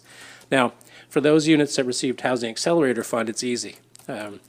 They're encouraged by getting money to spend the money. So it's easy for them to say $50,000 a door makes sense to them. We think that the benefit of this strategy is to put everything in place. And the challenge with relying upon provincial information, we received a housing needs assessment from the province, which was rejected completely by CMHC in applications that were submitted by developers, including FH Development across the road. So we don't know the quality of the provincial work, but we certainly could incorporate it. So I guess in summary, we see the value. We think we can do it for much less than the $90,000. And we won't spend more than we need to, and our scope won't be bigger than it needs to be. But I think it does have value and will help inform council's decisions as it relates to its response to affordable housing. Our hope would be that council would adopt some kind of policy that would lay out very clearly, if you're coming to us with an affordable housing project, here's what we're prepared to offer. And if that's $20,000 a door, don't come and ask us for 50. And if it's 5 years of tax reduction, don't come and ask us for tax exemption in perpetuity. So we do think there's value, but we're going to get that cost way down.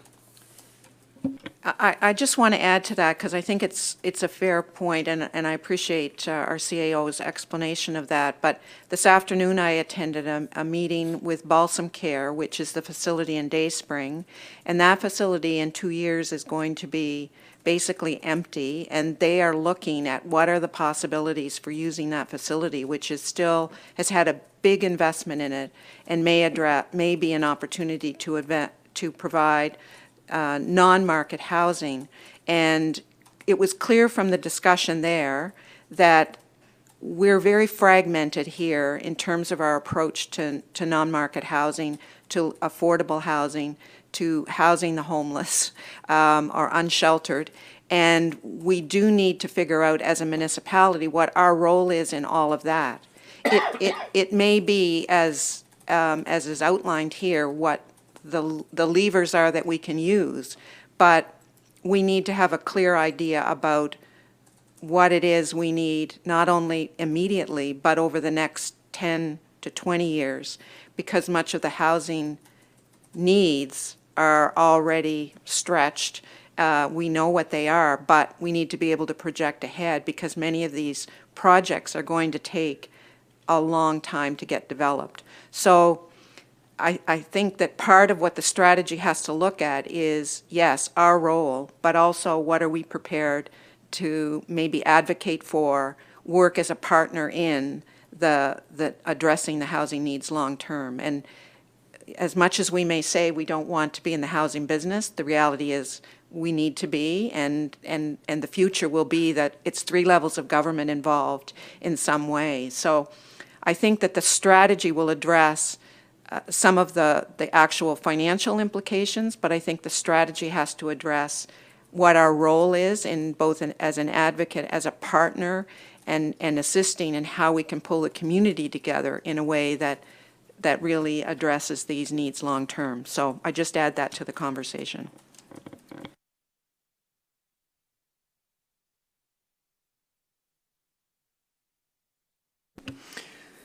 And then I already talked about some of the climate projects. This is some of the local climate change action projects out of the action plan for $25,900. And I won't go through the list. You can see them there. Jump to the next slide. We got some questions. Deputy Mayor Vino and then Councillor DeLong. I'm taking over Councillor Smith for all the comments. On this list, the thing I hear the most about in May is why are we spending money to tell people to let it grow or no mow when we live in tick capital of Canada? I'd like to do away with this program.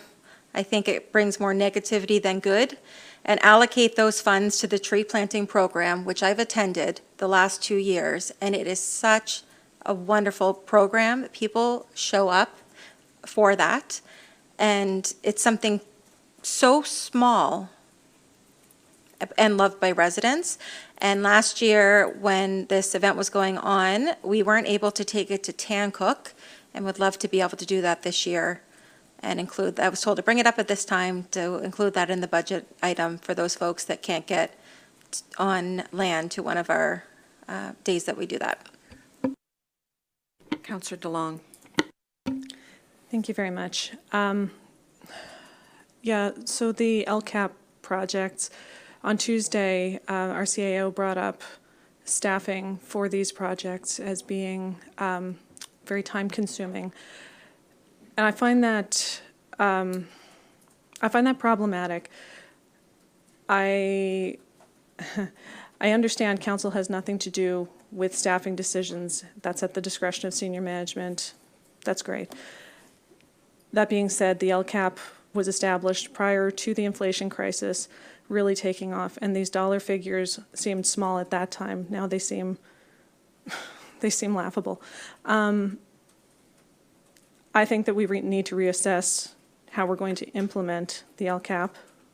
I think we need to see if the projects that we have on it still meet our needs and match up with our strategic priorities. And I think that that's hard to do given that we dissolved the committee that was tasked with the creation of the policy document. I really want to look at what these projects will actually cost and fund them appropriately, given that climate action is one of our strategic priorities. Is there anybody here from staff that can make comment on that, please?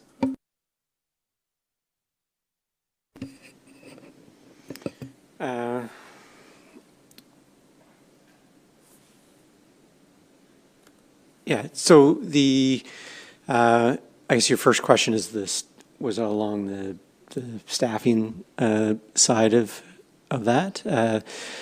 Yeah, so some of these are, don't take a whole lot of staff time, but some do take, more staff time, and when you add them together, it does take, additional time to go through that project. So I know Council had mentioned about, cutting some of those programs, but depending on which ones, if you were to cut Let It Grow May, or some of the other ones, it really depends which projects go to free up any of the staff time. And I know later on, Elena has a slide about we're looking to balance the budget. We did go through some of these projects and made some recommended areas to cut some of those climate projects. I guess your second question was about reassessing the local climate change action plan. Yeah, I think that we need to look at how we're going to be implementing these projects, look at the dollar value, look at the value to council. I would suggest that maybe we need to strike a subcommittee to look at these, because if we just let council start picking and choosing and trying to figure it out without any real data to support which ones we like and which ones we don't, and frankly, I tend to agree with Deputy Mayor about the Let It Grow May. I think that there's some real value in the projects that we did establish, but it was meant to be a living document, and we just kind of left it on the shelf. Yep. So if council, if council wanted to, revisit that and,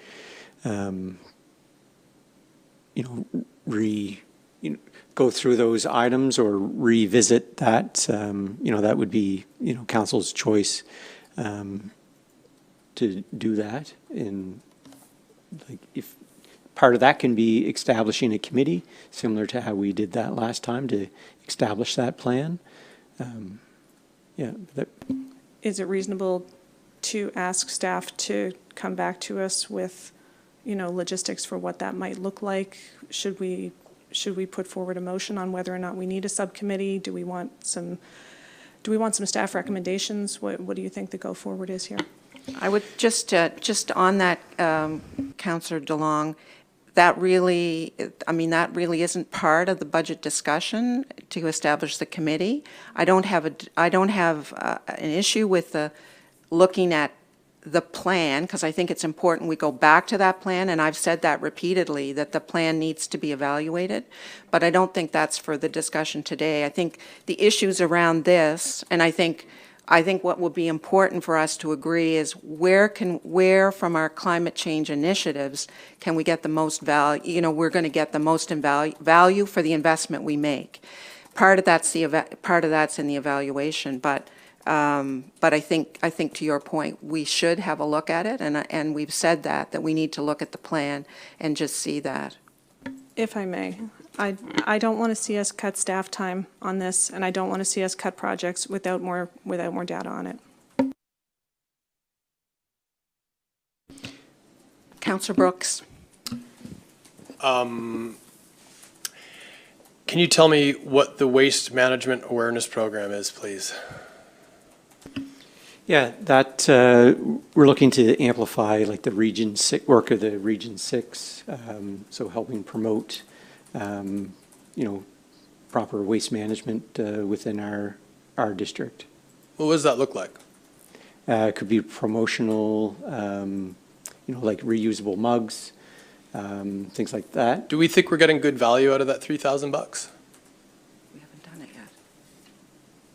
Well, We haven't done that program. Oh, we've never done that program. Yeah. Oh, so Yeah. it's Yeah. speculative. Okay. Then the only other one I'll add, if we can get more information on that, is, again, the EV education and promotion. You explained to me yesterday what it was. I think it's, $1,000 of virtue signaling we could spend in something that meant more to the constituents. So that one still is going to have a hard no on my slate.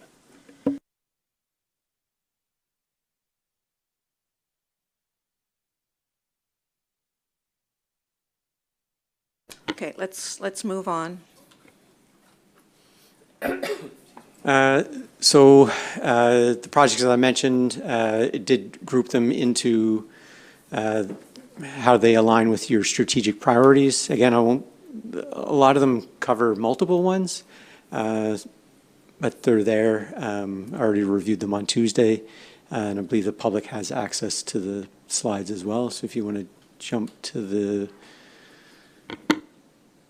last slide there, I think it's one more. Yeah, so the reserve fund transfers, so the PACE program has 500,000. The plotter replacement is 9,200, and the housing strategy is 90,000 proposed for a net transfer from reserves of 599,200.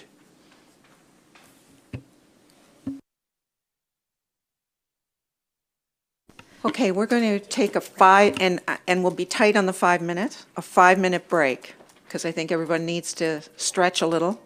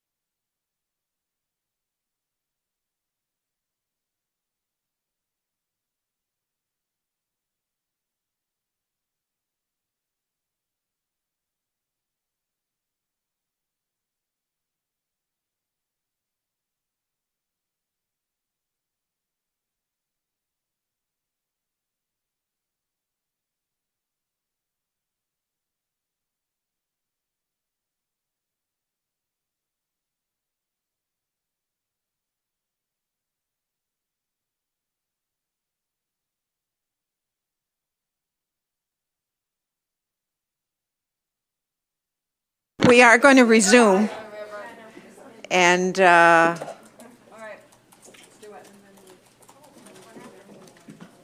Ms. Wenzel, you're on. Thank you, Your Worship. We'll move on to the Economic Development Department, as we've just finished with Planning and Development Services, and Mr. Dave Waters is here to present that department's budget. Just before, could we just go back to the planning and back to that LCAP, and just to confirm that all those things listed underneath are actually what the LCAP, the 25,900 would be used for? That those are not additional things, right? Right? Correct. Okay. I just wanted to confirm that so that even people listening and watching understand that. Yeah, the 25,009 is the total, and then the indented part, those are all the breakdown of that Right, 25,900. and that if we were to do a new program or a new committee, they could decide differently how that 25 is used. Correct?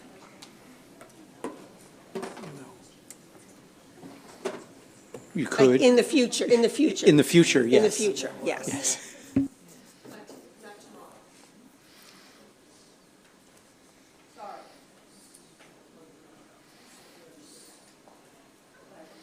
Go ahead, Mr. Waters. Thank you, Your Worship. Thank you, Elena. I'll just go through the department basics just for a quick second. So the Economic Development Department, we support local business as well as focus on municipal growth. There are a number of key items that we do. We do have our 5-year Economic Development Action Plan, where you can see the 6 action items related to that on the right-hand side. We had finished our internet project last year, with the exception of an advocacy role we've done this year to do fiber for the 2 Tancook Islands, which is supposed to be done this summer. We continue to develop Osprey Village. We are working on a number of different affordable housing initiatives. We have our community hub that's being constructed across the street. And there's a number of other initiatives that are underway. One is the food hub feasibility, which was, we had an engagement session last night, which was wonderful. Our small business marketing plan, and we're looking at regional economic development, some sort of platform evaluation that we're well underway with right now. This is our draft operating budget summary. It's pretty straightforward. It's in your budget package. Our mainly is personnel, and we have one large item that we'll talk about in a second. So go to the next one. So as far as our notable changes and highlights, the only real notable changes, CPI increase for salary. The community hub certainly is the big one, where it's office spaces, rental spaces, boardroom, cafe, commercial kitchen, and community space. You'll notice that on the additional projects that we have $2 million earmarked for the fit-up of the community hub, and it is everything within the community hub. And there might be a question. Is there a question? No? We've got an issue, I think, with, okay. Thank you for that from the gallery. We'll just pause for a minute while we get, make sure we get sound back. There was,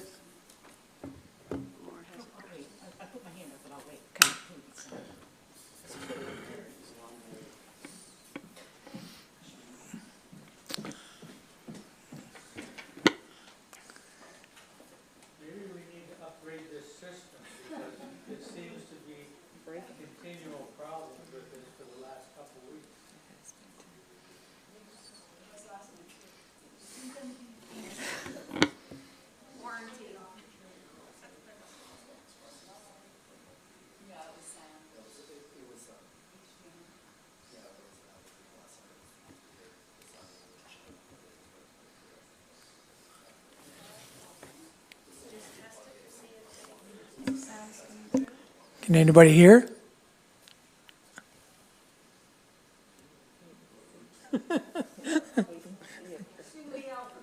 Yeah, there's somebody on YouTube that just texted me and says they can hear.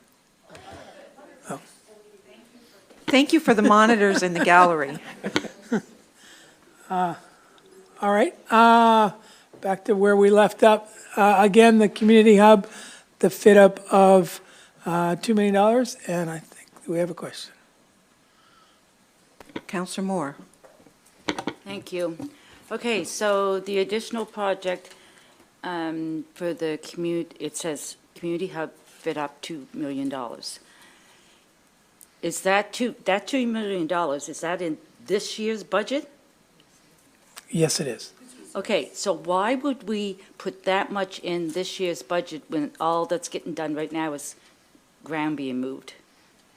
No, it's the 2025, 2026 budget, so that goes to March 31st, Yes, but 2026. But I can't see why we're putting a whole $2 million in it, because it's, you know how slow things get built these days and that kind of stuff. Like, I don't understand why we're not stretching this over a 1, 2 year, 3 year. My intent is there's a little bit in the following year, but my understanding from the entity that's building the building is that they're planning to have it done, and we question it as well, but they're planning to have it done by December 31st of this year. So they are on a fast track. I can only put in a budget based on what they're telling me, and if it doesn't, again, it comes from reserve. So if they slow down like most construction, we're not going to spend the money until it's there. So it is pulling from reserve. So it's not affecting the operating budget, but I can only base on the information I'm told by the people that are operating the project. And so what doesn't get spent this year gets carried over? It'll just come from reserve next year. Yes. Yep. Okay. Just a question on the, I just lost my place. Carry on till I Okay. find my spot. Sure. The other item from the additions to the budget is the Regional Economic Development Platform evaluation that we're underway, and what we're attempting to possibly do is do an evaluation with some of our other municipal partners, as well as the newly formed Department of Growth and Development and Housing with the province, which was formerly Economic Development. So we put a number in there to allow us to do an initiative should that come forward in the next couple months. The other one is our business awareness and marketing, that we have increased our participation in that, if you want to call it that. We're doing more than we did last year. I found my place. So the questions around the community development projects, the actual spending this year was $25,000, a budget of $97,000. And then there's additions there, which you've outlined. But I'm just wondering why the budget wasn't spent, and what would classify in community development projects. A number of them were marketing initiatives that we had underway. There was one particular large item that we simply didn't have the staff resource time to get to. That was an investment and attraction project that we wanted to do. There are a number of ones that, even though the budget is showing that it's not spent, there are significant dollars that are being spent right now and in March. So I anticipate almost everything in that budget being spent, with the exception of the investment attraction and probably the sector profiles. There's a couple of things that we wanted to do that we just simply didn't. But the budget forecast is still $97,000. Yep. Okay. If I may, Madam Mayor, the actual is last year's actual, March 31st, 2024. So that's just a comparator. So Mr. Waters had a budget this year of $97,000, is forecasting to spend it all this year. Yeah, and there's one project that I don't think we're going to get to, Okay. that we had still hoped to up in the last forecast. Councillor Smith, Councillor DeLong. I'm just wondering about the, increased business awareness and marketing. How do you, what are you doing? How are you evaluating the impact of efforts on this? Most of the evaluation is coming from our business extension and expansion and the visits that our business development officer is doing to ask them if they're receiving, value in the work that we're doing. And so far, he's been getting pretty good feedback. We have put together a template that we're starting to work on to give us better feedback and better indication of what the efforts we're doing are being received. Can you just give me an example of like what you're doing and how the business is expressing appreciation? And Yeah, a seeing some small impact of it? example would be the mind just went blank on me. There's an exotic fruit farm just outside of Lunenburg. We did a piece in Municipal Matters. It was received very, very well, recognized by the business owner as well as from the Chamber of Commerce and some other stuff. Recognized in such a case that they were actually invited from seeing that to participate in Agriculture Days as a speaker. So it's some of those kind of efforts that we're doing. We have upped our work on social media quite significantly. So Facebook and recognizing the businesses. We have a campaign that we started with more of a buy local campaign. And the biggest initiative we did last year, which has been received very, very well by the business community, was the business directory that we launched just a couple months ago.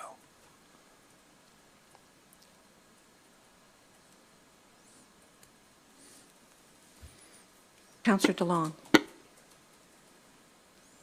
Of course, I just ate an Easter egg. Sorry. Can you please refresh my memory what the immigration partnership was? And there was only 1 year of it, right?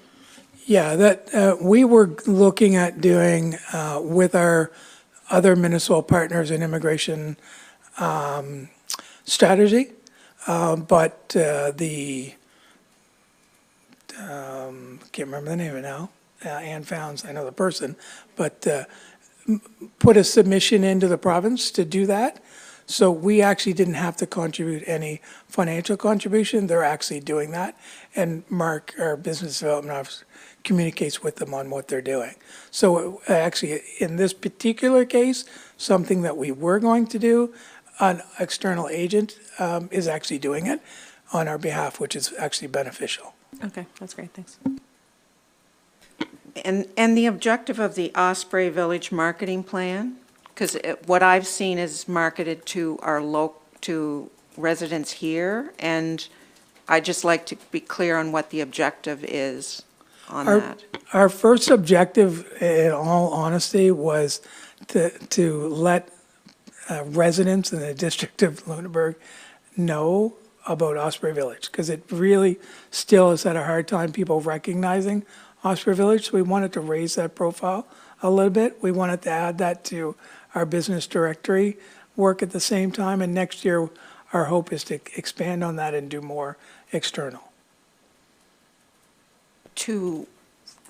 When you say external, who are you targeting? Residents in Lunenburg County is what we're targeting. So they know that there are services and retail opportunities and now housing in Osprey Village. So we're raising that awareness and profile. And what was the basis for feeling that there was a lack, like what was that based on, the decision to target the local market? Yeah, it was based on folks in our communication still not being aware of what Osprey Village was and what it had to offer. And in our discussions that we've had with operators and business folks in our communication channels, just being completely unaware of what Osprey Village has to offer. So we wanted to raise the profile of that. And we have raised it quite significantly to the fact that we've actually got feedback asking us to slow down the ads because they're appearing too often. So it actually has worked quite well as far as people recognizing, okay, I've seen that ad, I know what it is, or at least starting to have a conversation about what it is and what is in Osprey Village. And that was the original intent.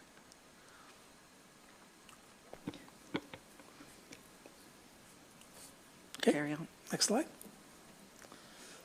So just as far as our alignment with strategic priorities, we went through this on Tuesday, but there are a number of initiatives that we do in relation to some of our strategic priorities. So the Regional Economic Development Platform, of course, under Regional Economic Development, the cellular coverage study that we are working with the province on, the Osprey Village Enhancement Beautification Plan, the Food Hut Feasibility, Osprey Village Development, the Business Directory, the Business Awareness and Marketing Campaigns, Agriculture Day, our Community Economic Development Grant that we have, Fiber on Tancook Island, and our business retention and expansion efforts. As far as quality of life, the Collaborative Healthcare Center project across the street and the Community Hub. This, again, the cellular project, Osprey Village Enhancement Beautification, affordable housing, the Food Hub feasibility, and Fiber on Tancook Island. The last one is the infrastructure. Of course, the infrastructure plan that we're working on for Osprey Village as far as enhancement and beautification goes, the Community Hub, and then communication and engagement. Some of the efforts we're doing on our business awareness and marketing campaign, investment attraction, the Regional Economic Development Platform that we're looking at, Food Hub feasibility, Community Hub, Business Directory, business retention, and social media. Councillor Royko.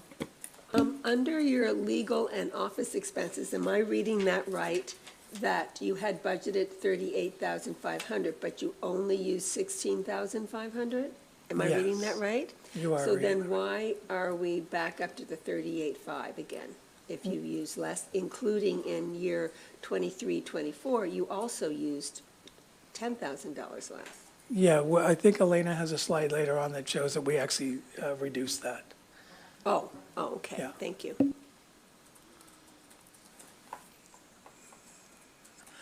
As far as the transfers from reserves, the one transfer is, of course, the Community Hub fit up, should we spend that money this year. Councillor Brooks. Just a quick question on that fit up. I understand if they go forward this year, is there any phasing in that $2 million, or is it just boom, you take, they want the whole thing? It's not they want the whole thing, it's how we expend the money. There are some phasing. We had hoped to do phasing a little longer than it was. This project has been a little bit erratic. There's phasing as far as the project management, the design work, and then the actual fit up and then the equipment. So there'd be. But nothing we can really budget for that way. It's the 2 million and we have got to play within that. Yeah, and the reality is the 2 million is a placeholder. Until we get to design, and then after design, we'll do cost analysis. And once we do the cost analysis, we'll bring that back to council to see the cost analysis. But we haven't done the design yet. We've been waiting for the owner of the building to get to that point. Thank you. So we're hoping that starts in the next month. Thanks.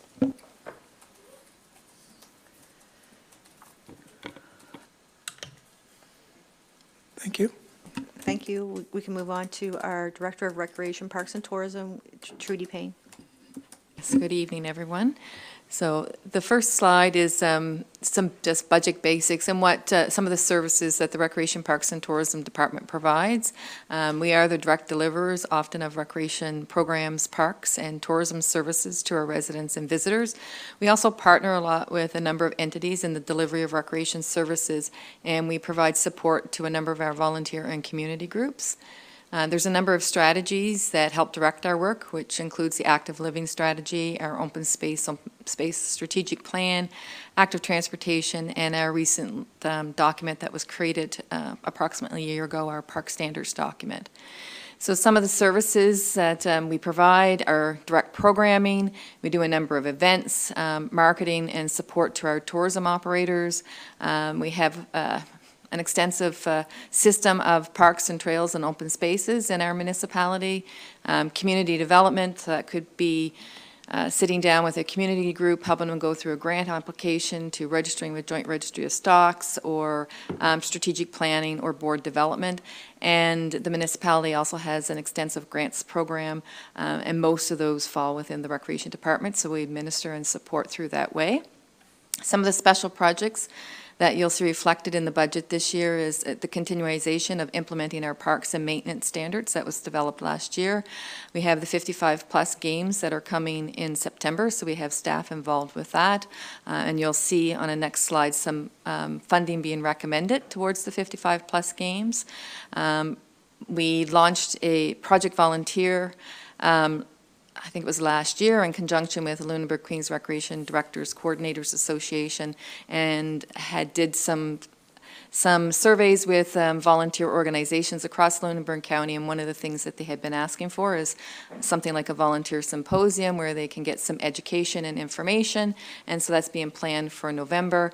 And then we have our RFQ out, I think the deadline is March the 4th, looking to purchase some e-bikes, and then we're going to be developing our e-bike loan program and launching that this spring. So those are some of the special programs.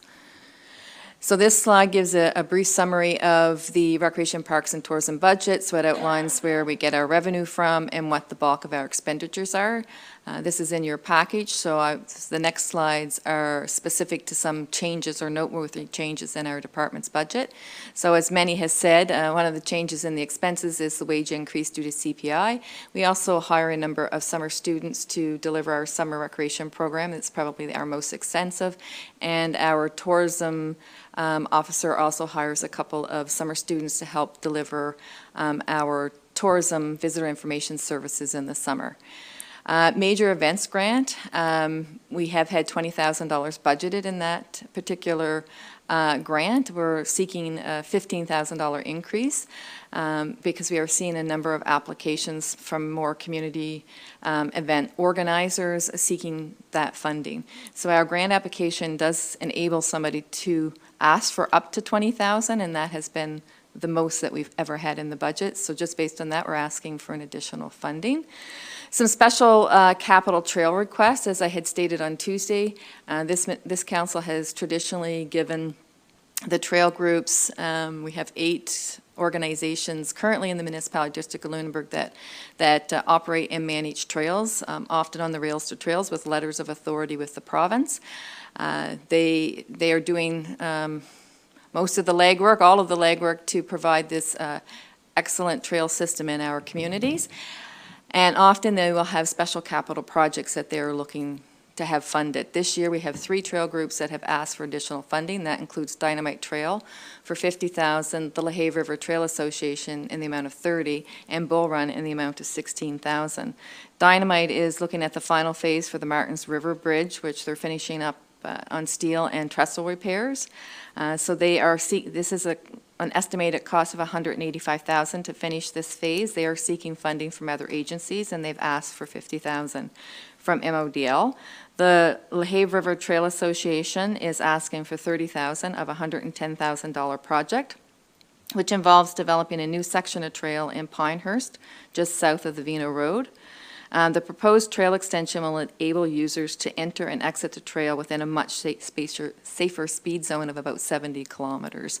And anybody that uses the trail, when you have to enter and exit trails on some of those higher speed highways, it's tricky. And this particular trail is missing 2 sections for the complete connection. So this is one of those pieces that the final piece of the puzzle will be solved on that section. They're looking to upgrade also 2.5 kilometers of trail at Wenzel Lake to improve the base, helping to eliminate some dust issues, which I'm sure they've heard from residents. And upgrading that trail will also make the surface more suitable for users with mobility issues.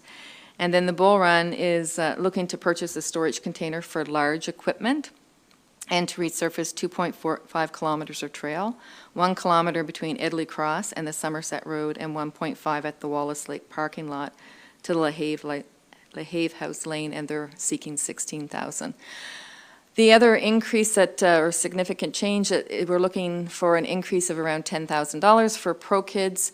As council will recall, our programmer came in to ask for additional funding from the reserves that's been compiled. We have heard recent news, I think will be coming to council. We have received funding again from United Way, which has been a significant supporter of this program. But we are seeing more applications, people looking for opportunities to provide their kids into sport, recreation, and cultural activities. Town of Lunenburg has typically made a request for funding to help with their operating costs for their arena and for their community center. Last year they were seeking $45,000, which council approved, and they have requested $50,000 this year. One of the questions that was posed, and I do have an answer, these facilities are owned by the town of Lunenburg, and based on the 23-24 figures that they gave me today, they have a revenue of about $280,000, and their expenditures for those two facilities are about $575,000. So they incur a deficit of about $300,000. Now, that depends year to year, of course. And they don't receive any other funding from any other municipal unit or any other agency. I think that was a question that was posed on Tuesday night, so I wanted to address that. We also have 55-plus games coming to our county in September, and when they came and made a presentation, council had approved $10,000 in this current fiscal year, and there was the request to consider $10,000 in this budget. So you'll see that as an addition in the recreation budget. The Zero Hunger Fund also came and made a presentation. Last year, we provided $12,000 to them, and the intent was to give $1,000 to 12 schools in the municipality of the district of Lunenburg.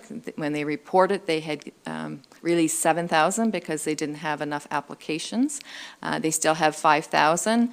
They plan to disperse those $5,000 to the schools that didn't receive anything, encouraging them to put applications, and if they receive $7,000 this year, that $7,000 would go back to the schools. So again, this was a question. I did reach out directly to them. 100% of the funding that municipality of the District of Lunenburg contributes, 100% will go back to schools and the municipality of the District of Lunenburg. Also in this budget, you'll see a 10% increase to the trail organizations. In the past, council has given funding per kilometer to make it fair. So if you're operating 11 kilometers, you get the $642 per kilometer. If you're managing 30 kilometers, then it's $642.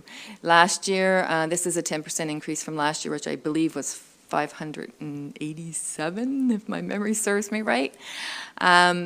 I've also noted in here that $10,000 typically council has awarded to the Mahone Bay Center each year. This is an unchanged amount that's being requested.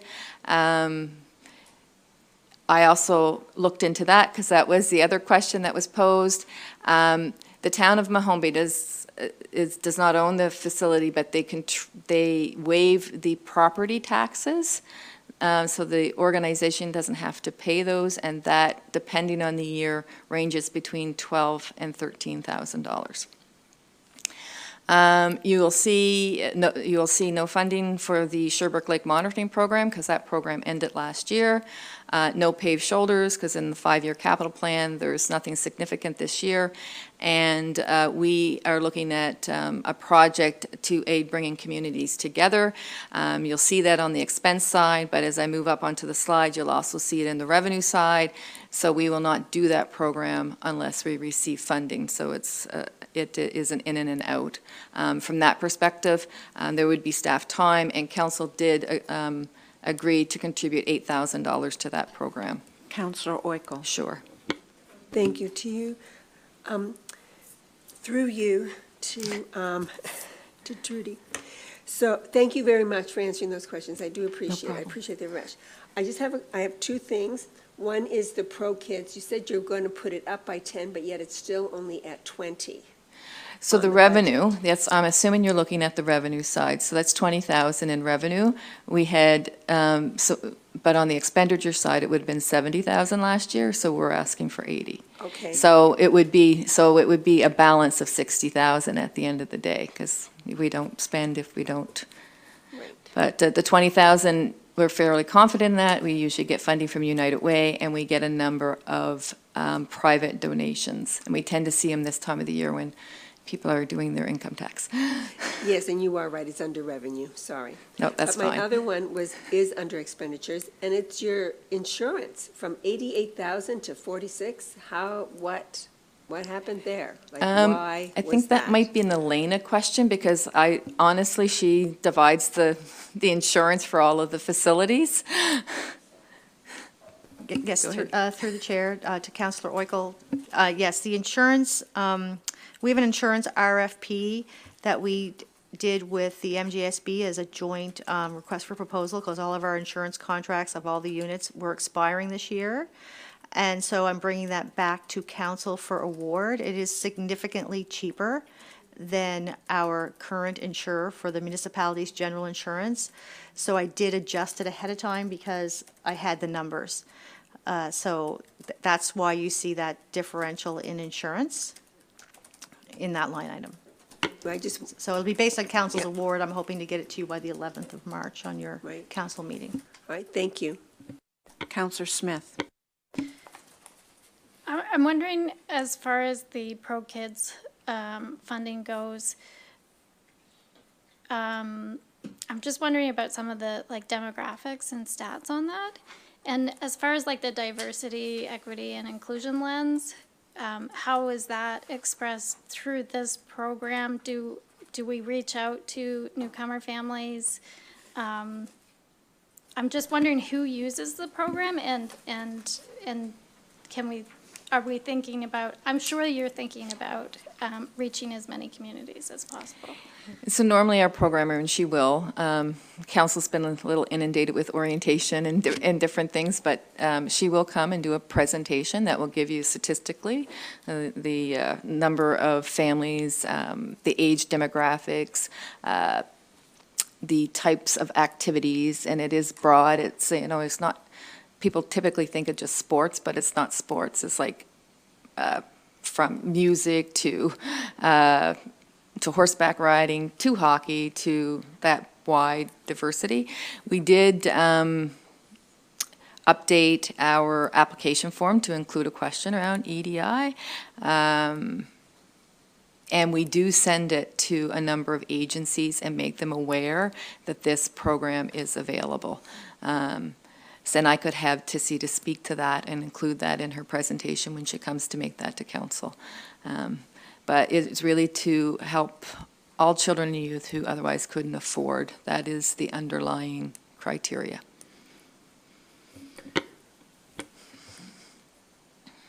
Councillor Reinhardt. Hi, I see that there is nothing in the marketing levy revenue line, so does that mean it's not going ahead? So last year we had contemplated, did some advertising around the marketing levy. We did get some feedback from some folks, and council at the time, or directed at the time, to not move forward. There was a regional discussion around the marketing levy, and it was initially supposed to be a regional approach. What started out as a regional approach became very much an individual municipality approach. I do believe that the town of Bridgewater is proceeding with their marketing levy. I know Chester is still having conversations, maybe not implementing the marketing levy this year, but looking at implementing it next year. I believe the town of Lunenburg was proceeding with theirs as well. And Mahone Bay, I believe, decided not to do anything. So last year there was funding, potential revenue to come from that, but we did not move ahead. So I guess we're waiting for direction of council if you want to restart that conversation around the marketing levy. But even if we had the conversation this year, there would be no revenue per se coming from that. And I want to be clear that if any revenue was collected through a marketing levy, I'm probably going too far. It's not a tax on the property, on the residence. It's if I'm going to a hotel as a visitor, I'd be paying that, just like I would any other hotel. Most places have marketing levies. But the intention of this revenue, which would have to be worked out, either with an industry, like with industry-led committee, whatever council decided, of how that funds collected would be used to attract like events and different things that would attract people here, that would encourage people to stay in hotels, restaurants, gas stations, to buy locally, all of that. That is really to be an economic driver. So you won't see anything because we need direction on the marketing levy, and if it was implemented, it wouldn't even be implemented. Be too late. For this year, it would be 26, and then that's when you'd see it in your revenue line. I know that was long-winded, sorry. Well, on that, the CAO and I had a conversation about this as we were looking at, the first go-round on what should come forward. It because of all the reasons that Ms. Payne has outlined, and partly because the idea of a regional approach to this fell apart, there was also no really good idea who was going to manage any money that was collected. Secondly, the consultation with the owners, the commercial owners of property is dated. It took place some time ago. There was no clear plan to present to them how the money was going to be managed, where it was going to be used. There were just too many things that need to be revisited. So it should go on our list of things for this year that we should have a conversation about. But I think it is about having to restart consideration whether this is something we think we should do, and have a consultation with some of the property owners to really involve them in how this could be used in the best way, and whether there's value in it, given that the regional approach to this has disintegrated.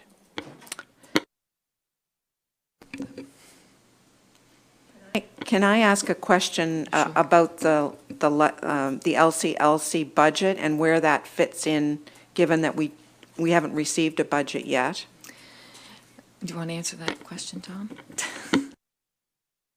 Yeah. So what would normally take place is we would have the LCLC present their recommended budget from the board to council in January. That's when it's supposed to happen.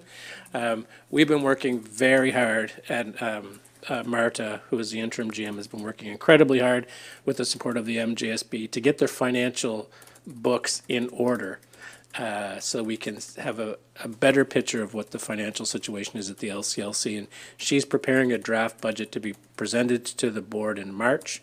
The board will then recommend it, and it will come here. So what we've done is created an estimate of what we believe the likely municipal contribution to the LCLC would be on both operating and capital. And we came in at $1,050,000, I think. Okay, $1,100,000. That will be confirmed prior to the finalization of the budget, because the council has to approve the LCLC budget. So we think we've budgeted the right amount. We've done it in conjunction with the town of Bridgewater, who is the other funding partner. So I believe we have very close to similar amounts in the budget. They also have a debenture that they have to pay because they still owe money on the LCLC, which we don't. So that's how we've addressed the LCLC budgets by way of estimate, to be confirmed before our budget's finalized, and we'll adjust as necessary. But we think we've done a pretty accurate job of coming up with a number that's going to be very, very close. So 500,000 for us? No, $1,100,000. So Yes. looking at $2 million? Yep. So it's I think it was 750 plus 160 this year. Yeah, sorry, 859,000, and it's running a deficit. The deficit is not, it hasn't been confirmed yet, so that's also got to be confirmed with the financials. But yeah, our contribution to the LCLC is projected to be 1.1 million for operating and capital. So I did ask the question because I did have an email from someone who was wondering how this was going to factor into the budget process, given we hadn't received a budget yet. So I thank you for outlining that, and it will come back to us as we get closer to the budget date. But it's important that everyone recognizes what those numbers will be, and that it is part of what we do as a budget process. And it's not ideal the way we have to deal with it this year, and it is the circumstance, and we hope we can avoid that in the future. I guess that's what we would all work towards. Councillor Smith. So I guess you would like us to hold questions until we get that budget? About the LCLC? Like, can you even talk about what the estimate is based on? Like, where the increases are coming from? So the part of the challenge is the LCLC went through a rather challenging year, and they had to bring in the controller from the MJSB to work on its the LCLC financial picture and update the financial statements. So I believe at the last board meeting, the financial statements to the end of January were presented. And February. So we're getting close to being up to date, but it's still a bit of a work in progress. So we have taken what we believe to be a combination of last year's budget, adjusted accordingly to where the actuals appear to be, and we have a sense of what the capital projects are likely going to be, and we put those together, and between the town and the municipality, we came up with a number. And if I may, through the chair, you'll see on your reduction list that we have at the end that we did reduce that a little bit by, I think, 75, so it was 1,150,000. And Tom and I had a discussion. He said, well, I've talked to Town of Bridgewater, we've talked to LCLC, and it's our understanding that we might be able to reduce that back. So we reduced it back a little bit. But so there is some confidence to the numbers, but not 100%. Well, it is going to come back, so I with respect, Councillor Smith, if we can maybe hold the details discussion until we actually have that budget, I think that might be more helpful. Okay.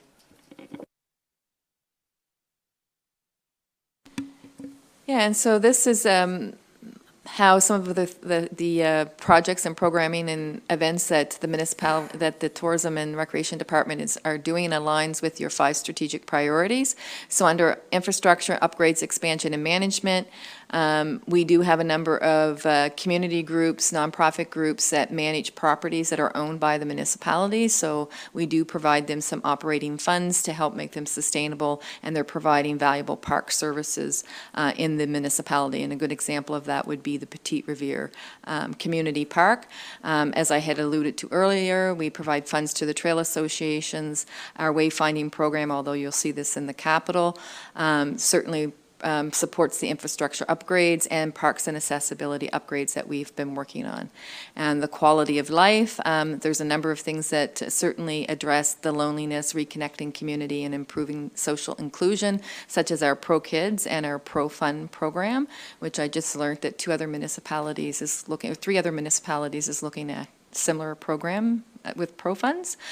All programs, from seniors to youth to everything in between. We do a wide range of programs. You'll probably see those in the program brochure that comes out quarterly.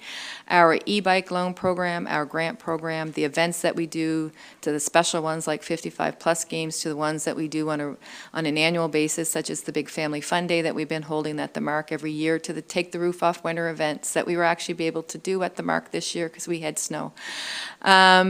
Tourism promotion, from our pop-ups to the social media posts to the events calendar, Project Volunteer, as I mentioned before, the volunteer symposium, the swimming lessons and the lifeguarding that we provide in conjunction with the LCLC, and some special projects when we partner with other people like we did with Food Vibes.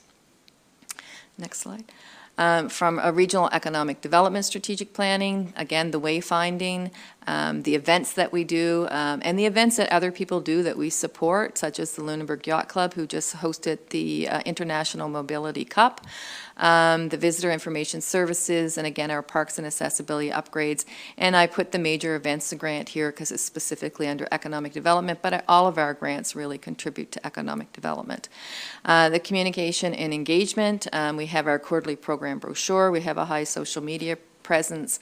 Each year we do the volunteer recognition to thank volunteers and all the work that they do across the municipality. Again, the project volunteer. The workshops that we do, for example, the grants one that we just did in January, to us meeting with community groups where they're at and providing the support and the advice and the assistance that they need, to the public engagement that we have been doing, particularly around our parks. We just had our Pine Grove public consultation this I'm losing all track of time, Wednesday, and the Saw Pit Wharf public engagement that we did last year, and we came up with that concept plan, and hopefully we'll be able to implement that. And then just our strategies that also serve as a piece of communication and engagement with our communities. The climate change action, so again, the Saw Pit Wharf design, when we put out the RFP, that was very specific, that when the concept plan was designed to look at how that infrastructure could be more resilient in the light of climate change. Our active transportation plan, the same. Our e-bike loan program, you know, we will be looking at lending these bikes out, encouraging folks to try a different mode of transportation other than the vehicle. And then, of course, the implementation of our park accessibility audit plans as well, because again, it's looking at infrastructure from a climate resiliency. And then the reserves, so there is a transfer to reserves, which comes from the general operating, and that's to our open space strategic plan. This was a policy of council some time ago. So from the general the general rate that you collect through the budget, 60,000 goes into a reserve for future capital upgrades to parks that we already own, or purchasing another piece of property that has a value to be developed as a park at a later date and time. And then the transfer from reserves, and this is the 82,300 that we have earmarked in the budget to provide to our 8 trail groups and associations. And this comes from the Canada Community Building Fund, or better known as gas tax. So the net transfer from reserves is a total of 82,300. That's it. And I think there's one. Councillor Orko. Thank you. So I'm just wondering, what are reserves? Is it still healthy? Will it still be healthy after all these ins and outs? Because I know that's part of the audit, that to have a healthy amount, right?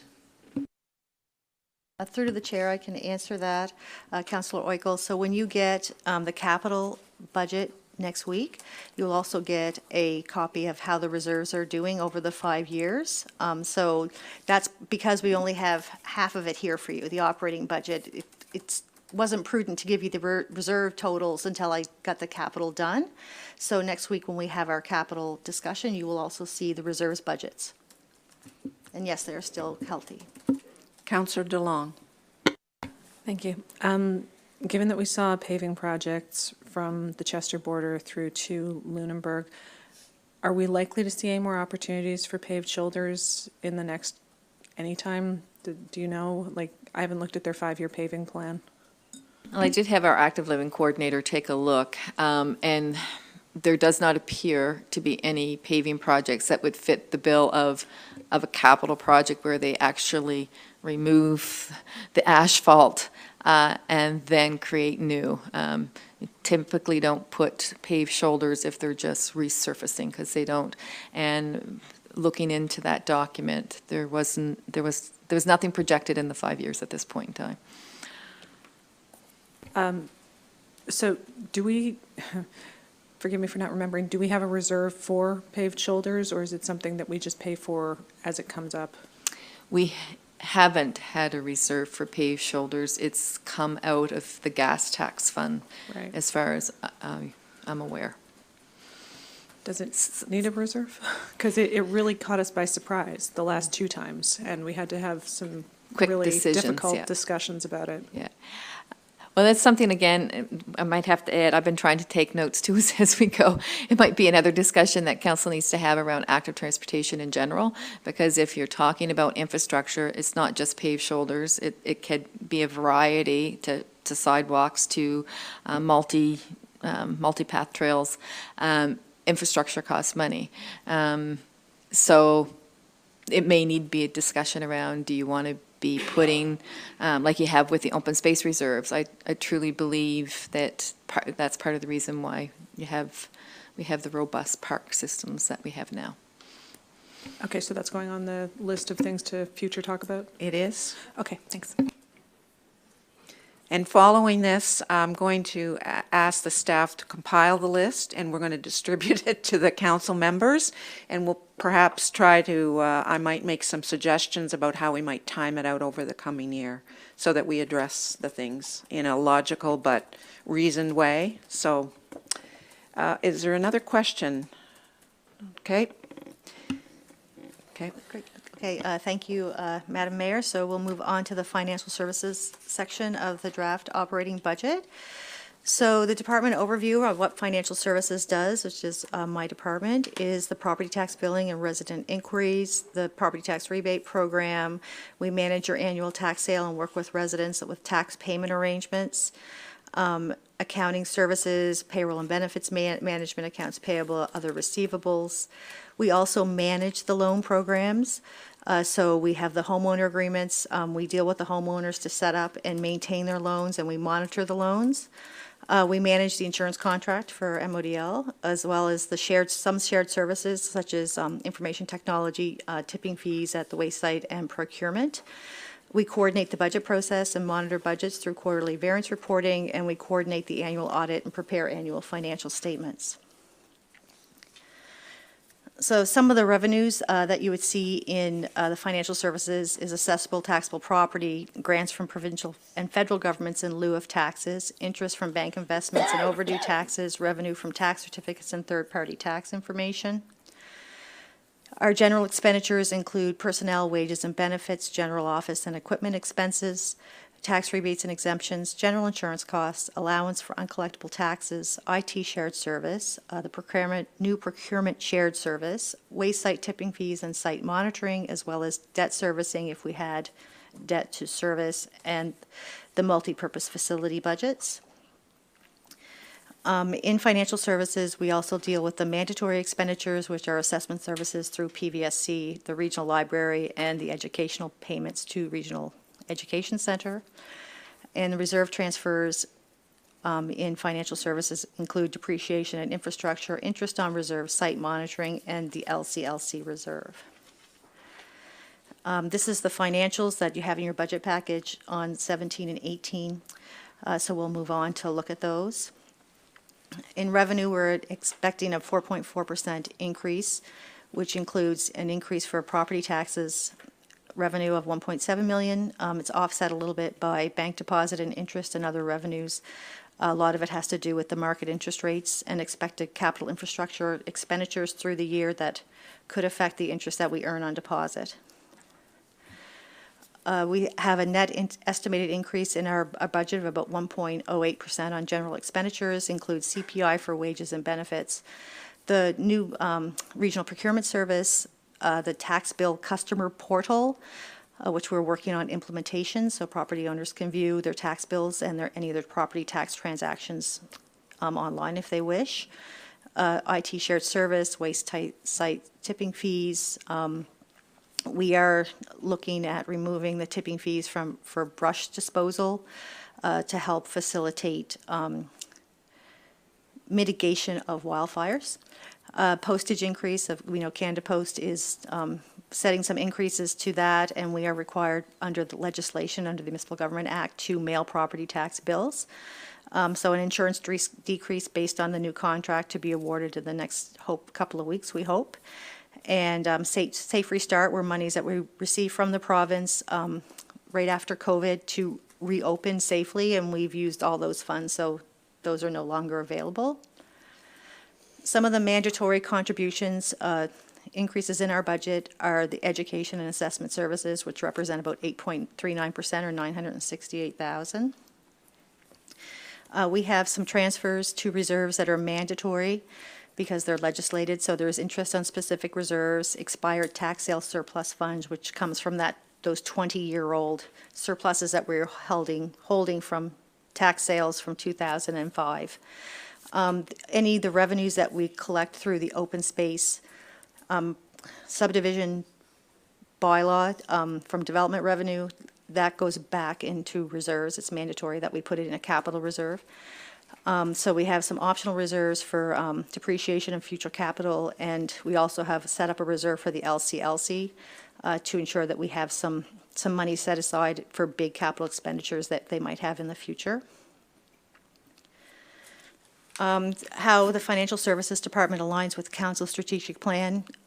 We do, under communication and engagement, we have the tax bill customer portal, which we are working on implementation. We use the back of tax bills to communicate programs and services. We use social media to communicate our rebates, tax sales, tax billing dates. We ensure our rebate applications are circulated to local community support organizations. Under your infrastructure upgrade, expansion, and management, we have the 5-year financial strategy to determine financial viability, the future operating and capital needs of the municipality. Under quality of life, affordability, and social inclusion, we have proposed increases in this budget for the property tax rebate program and increased thresholds.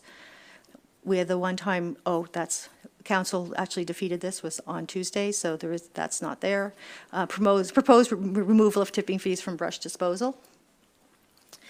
We have a slide on next steps. I think we'll move right to some of the staff recommendation slides that are new for tonight's meeting. Councillor DeLong.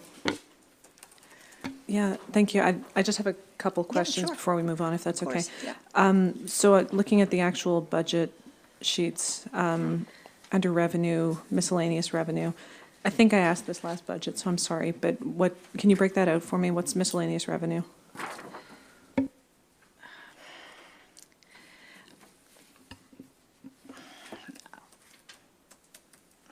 I would have to get back to you on that, Councillor DeLong. Okay, that's fine. And advisory services, what's the 69,000 there? So advisory services includes our audit fees, our legal fees, and any actuarial fees we might have. So any kind of, those kind of work. What's the new addition, though? The 69,000 is a new procurement shared service. Oh, okay, thank you very much. Sure, no problem. And if I can have one more. Actually, no, that's all I got. Thanks. Great. Councillor Reinhardt. Yeah, could you just explain the office and equipment expense increase? So the office and equipment expense increase has to do with postage. Yeah, I believe that's where that is. Yeah.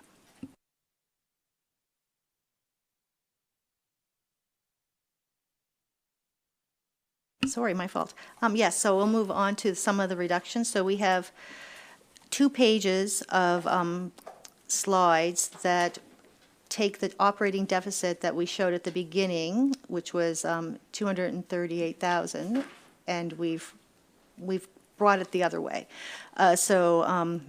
We were thinking that this was something that council might want to consider, things that we thought we could cut in our budgets that would help support getting the budget balanced as a starting point for council. So if you'd like, we can look at every line. The first line that we had was staff training, travel, and conferences. So we took every department budget and we standardized those training, travel, and conference budgets so that every staff member position got an allocation based on their position. So we standardize it across the entire municipality. And because of that standardization, we were able to save $31,700 and shave that off the budget. I think Alex talked to this In the administration department, the representative market research on municipal matters and engagement, which was that targeted polling, and the enhancement to municipal matters. We also suggested that those could come out. Under engineering and public works, there were some questions about the CES building, and because we have been building a reserve for upgrades to that building, we thought we could remove that reserve transfer this year. There was a $5,000 line item for waste cleanup ads which would be like the radio ads for like spring and fall cleanup, but the MGSB does that now, so we don't need that budget. Economic Development looked at their legal cost and their regional economic development platform evaluation and thought they could shave those $22,000 between those two out of their budget. Recreation and Tourism looked at perhaps reducing the Town of Lunenburg grant by $20,000 and reducing the AT programming and promotions by $5,000. In my own department, I had a line item called staff ergonomics that I used for mostly accommodation and things like that. I have an aging staff in my department, so sometimes if someone needed something to accommodate their work, that's where I used it from. But it can be removed, and we had the $75,000 LCLC budget adjustment. So we can have any questions you can have on this slide if you like. Councillor Hobley. Councillor Hobley. Thank you. The staff training, travel and conferences, is that whole line staff only? Does that anywhere, so that nowhere includes, like, I'm interested in the breakdown of the NSFM when the whole council goes, and I'm wondering if it's necessary to send the whole council every time to every NSFM. And I wonder if there would be a savings there, if it's something we would want to explore. So we looked at staff. We did not look at council expenses. So I think we did circulate that information to council. So you could look at it. We didn't want to be presumptive and suggest changes to your budget. This is the first, I think, of two slides where we're recommending reduction. Yeah. Mm-hmm. And we did achieve a reduction of $272,000 through what we're proposing, which gives a surplus of $34,000. And that doesn't include, the mayor had indicated earlier that you might want to look at your contingency, which is Right, 80. $40,000. We didn't look at that because that's a council spend. Okay, fair enough. Councillor Moore. Oh, sorry. Yeah. Councillor Moore and then Councillor Malone. Yeah, going back to the, when we asked for the breakdown of the legislative costs for council, we still can't tell by it what it costs for each councillor to go to NSFM. Right. Like, we see where council expenses, travel, council expenses, like, we'd like to see how much it costs each councillor to go to NSFM. I mean, sometimes I know NSFM is in Truro, sometimes it's in Yarmouth, sometimes it's in Cape Breton, so that mileage thing would be changed. But there's a fee also, a registration fee and all that kind of stuff. I mean, we send so many councillors to each FCM. Not everybody goes. So we're just wondering what the cost, if we was only to select so many councillors to go to each NSFM, what the savings would be. Yeah. So we'll ask staff to bring that Yeah. that number back. And I think unless anyone's opposed, I think we should look at the contingency from council. Yeah. As another way to that generates. We look at 40,000. I would, okay, there's a couple of people. DeLong, Councillor DeLong, and then Councillor Bell. Sorry, this is a small thing. I just want to make sure I understand it. Staff ergonomics, you say that you have an aging staff and they need certain products for comfort. Why would we want to take that away? I think because I can accommodate it probably in the office expense budget, because some of those things are very, through through to the chair. Some of those things can be very minor. And so, I mean, I've had this line for 4 or 5 years now, and I have never spent all of it. So if I had to accommodate for a few $100s, we can pull that through office, and we wouldn't have to use this line item. So I thought it was something we could cut, but still accommodate people. As long as we're not being monsters and taking away things that staff need. I certainly would not do that. Councillor Bell. Thank you. On that last final line on that slide, LCLC budget adjustment, how can we adjust in the amount of 75,000 when we don't even have the budget itself coming from that facility? So is that just a look good statement, or tell me? No. So when we started preparing the budget, we didn't have the LCLC financial statements for January and February, and we were operating on the older financial statements, which seemed to indicate a fairly massive deficit in this current fiscal. And what we were trying to do was take what we believe to be the actuals from 2024 and use those for 2025, and with an increase on what we estimated to be based upon the discussion. So the most recent financial statements showed a significant reduction in the anticipated deficit.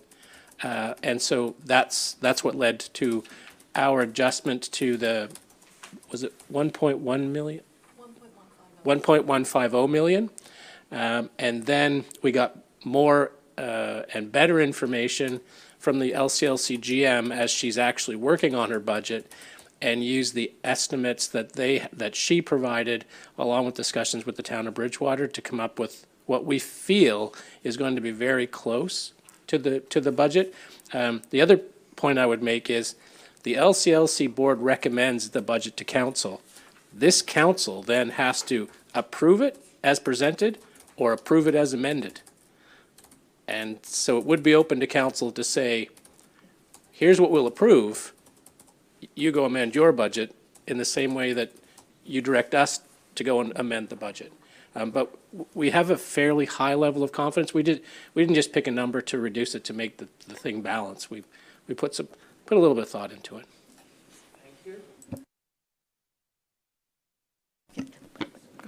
I guess budgets are plans, and as new information becomes available, we make adjustments. Councillor Oikel. Yes, regarding the NSFM, I'm not opposed to looking at that, but I do want to remind us that the fall AGM is where the fall conference is an AGM as well, and that councillors do vote at that event. And so traveling back and forth would still be required as well, just as a note. Councillor DeLong. Yeah, jumping off that, I would be in favor of us sending as many councillors as want to go to the fall session and perhaps pick a certain number to go to the spring conference like we do for FCM. Deputy Mayor Vino. As your NSFM board representative, I certainly encourage everybody to attend those sessions, especially the fall one, which brings a much larger turnout. I can say that the board is looking at how we go forward with knowing that our turnout is much less in the spring session, mostly due to them being spread out across the province, whereas the fall one in Halifax brings the most attendance. So we hear that, we see that, and might be adjusting accordingly. Okay. We have Alex waiting in the Netherlands out there somewhere. Thank you to the chair. I can provide a little more context on your conference and professional development budget. Generally, each council member has approximately $3,500 that can be used for, well, it's been recently expanded a bit, so you can use it for communications materials, but also your conferences. And so we have essentially that provides space to go to 2 conferences. Some council members choose to go to different ones. For example, the recent sustainability conference. The variance in the travel expenses is based on distance because some of our districts are much farther away from where the majority of the meetings are held. So that's why you see some variance there. So we can certainly reduce those numbers. The information that we shared with you should help you understand the scale of what you're talking about. Even if you reduce, for example, the number of people going to a spring conference, that's coming from a total budget of $52,000. So council doesn't have a huge amount for professional development, and professional development is very important.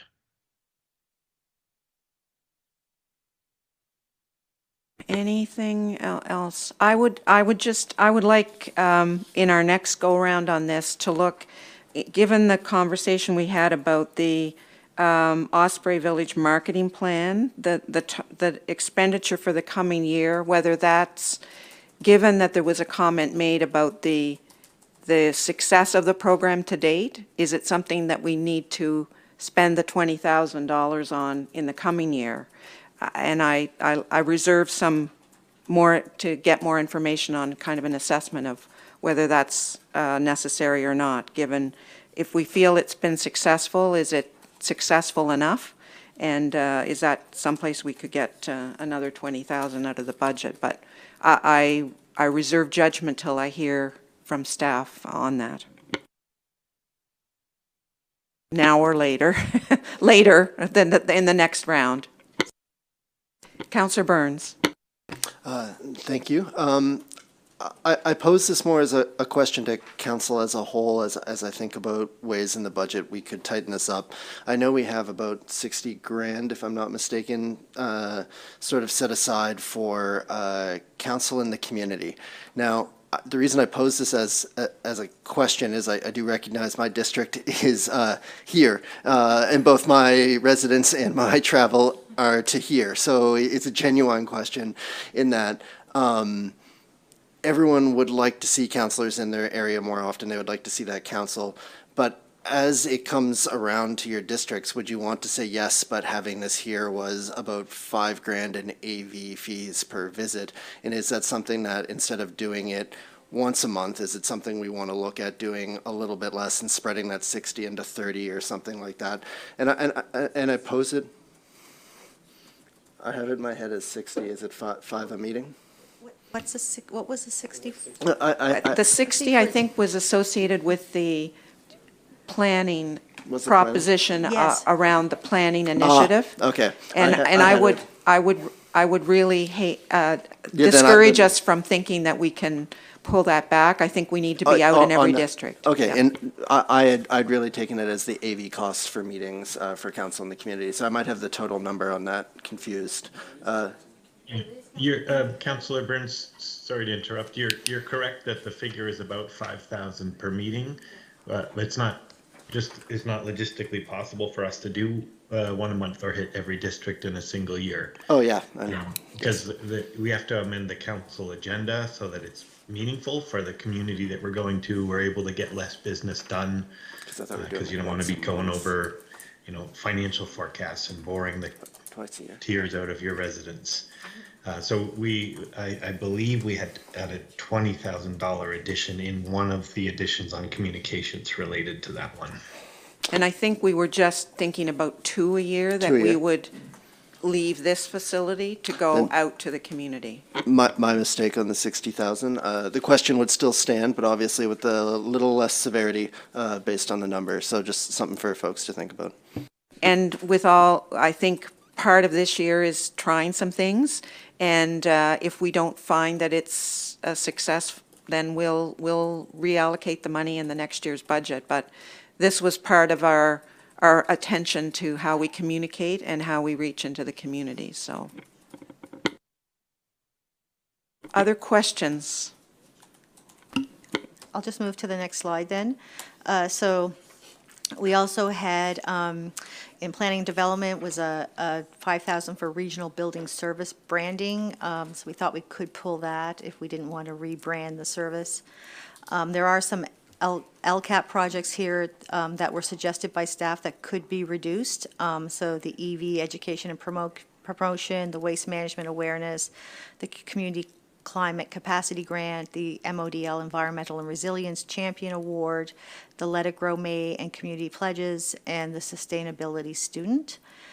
The housing market data study carryover. This is something that we kind of missed on Tuesday, but picked it up as we were doing another review. So that was a carryover, a housing market data study that council approved in November of 2024. And we realized we're not going to get it done before March 31st. It's going to end up probably being May or June, I think Jeff had indicated. So it's going to end up in the next fiscal. So we said, okay, well, that means that money would fall to surplus. So we'll just take the surplus reserve and bring it back next year.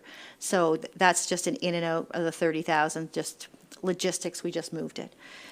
So that gave us a total reduction of 272,000. So with the deficit we started with 238, plus these reductions, we now are on a budget surplus position of $34,000 based on the staff recommendations. Well, there have been a number of suggestions made. So I would suggest this will come back with those factored in. Are there, I see Councillor or Deputy Mayor Vino. Where this lists a lot of those projects, I'm happy to see that the tree planting is not on the list to be reduced.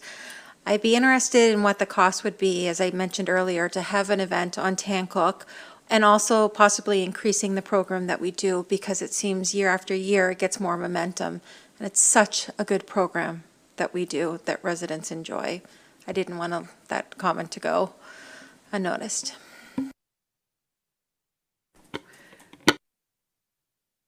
Other questions? Councillor Moore. So on this slide, it's showing, that we're, with the reductions that staff have recommended through talks over the last couple of days of our meetings. So we'll have a surplus, it looks like a surplus of $34,000. Will that increase with the suggestions that we made of taking the 40,000 off of the contingency and all that kind of stuff? That will also increase it? Yes. Yeah, and I think what we need to do is bring back a comprehensive list, and then we can yeah, because there's even more, like the next slide says about, contributions to reserves. I mean, so that helps too, right? Right. Perfect. Councillor DeLong. Thanks. Without retreading the ground that I trod earlier, the LCAP projects, I really want to see us look at these before we cut them. We can't just start cutting things out of this project, because this is a policy document that we as a council established with timelines, and I think we really need to implement it. We need to have an implementation plan.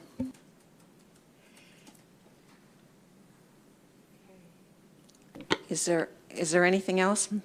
We've got some people that have been waiting, so I'd like to hear from them if we're ready to do that. Yeah, we have a few slides just on explaining reserves in a better context for council. I don't have to go through them now if you don't want to. We can I would certainly go to suggest your not. Of course, no problem. Unless there's a particular question, we can deal with this, a more comprehensive look at the reserves when it's daytime and not nighttime. So, yeah, with respect, if everyone agrees around the table, I see people nodding, and not nodding off. I would invite, we have some people in the gallery tonight, and they are welcome to come forward with their questions or comments. And and in our normal process, it is give your name and your location of your home address, and you're welcome to come forward. Mr. Himmelman? Thank you for your patience tonight. This evening meeting has been perfect compared to the morning ones. I'm Andrew Himmelman, reside in Newcombville, and I just have some questions. I know it says that there's a budget surplus of 34,000, but correct me if I'm wrong, like, you're gonna spend an extra 2 million from what was last year's annual budget? Is that what the total is? Looks like it went from 44.5 million to 46.5 million of spend. Well, yes, that is, like, the revenue side has Yeah. increased, but it has a lot to do with property taxes at the existing tax rate. Yeah. So there's 1.7 million in additional tax revenue, so we balance the budget, or we try to balance the budget and provide the programs and services for council based on the existing tax rate. So you're right, the revenue budget did go up, and we had an expenditure budget, which we've now gotten down to 34,000, but it does spend that money. Yes. So, the biggest addition on here is the Community Hub program, and I've got a couple questions around it because I'm a little confused on how this is getting put together so quickly. So, there was a feasibility study done June 14th in 2022 by Colliers. I'm not sure if all the new current council has reviewed it or not.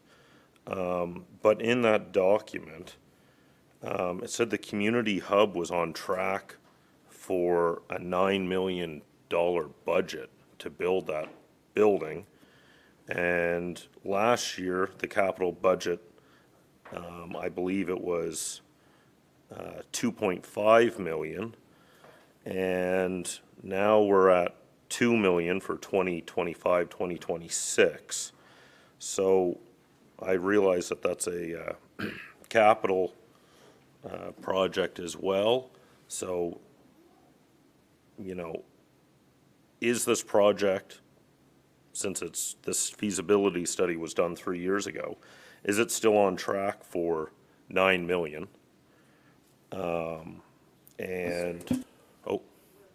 We can answer that question, because it has changed dramatically from that proposal to now having a private developer build. So Tom can speak to it in detail. Yep, and I can provide a more detailed email response, but basically from the feasibility study, instead of us building the community hub, we partnered with Lumia, and we're going to rent space in their collaborative healthcare clinic, and our fit-up costs are coming. I think 2 million is in the current budget. We've spent some on work to date. That property closed, so we sold them the property just earlier this year, and they've just started clearing. Their timeline says that they're going to have it built in 12 months, and so that's the $2 million is for the fit-up space that we have, which is about, the grossed-up space is about 13,500 square feet in the building, which would include the community hub and some office space. Okay. Most of my other questions were me not understanding how that project was going ahead, and I'm not sure, there's not much communication to the public on, you know, there's been a couple newspaper ads or something, but nothing major breaking that down.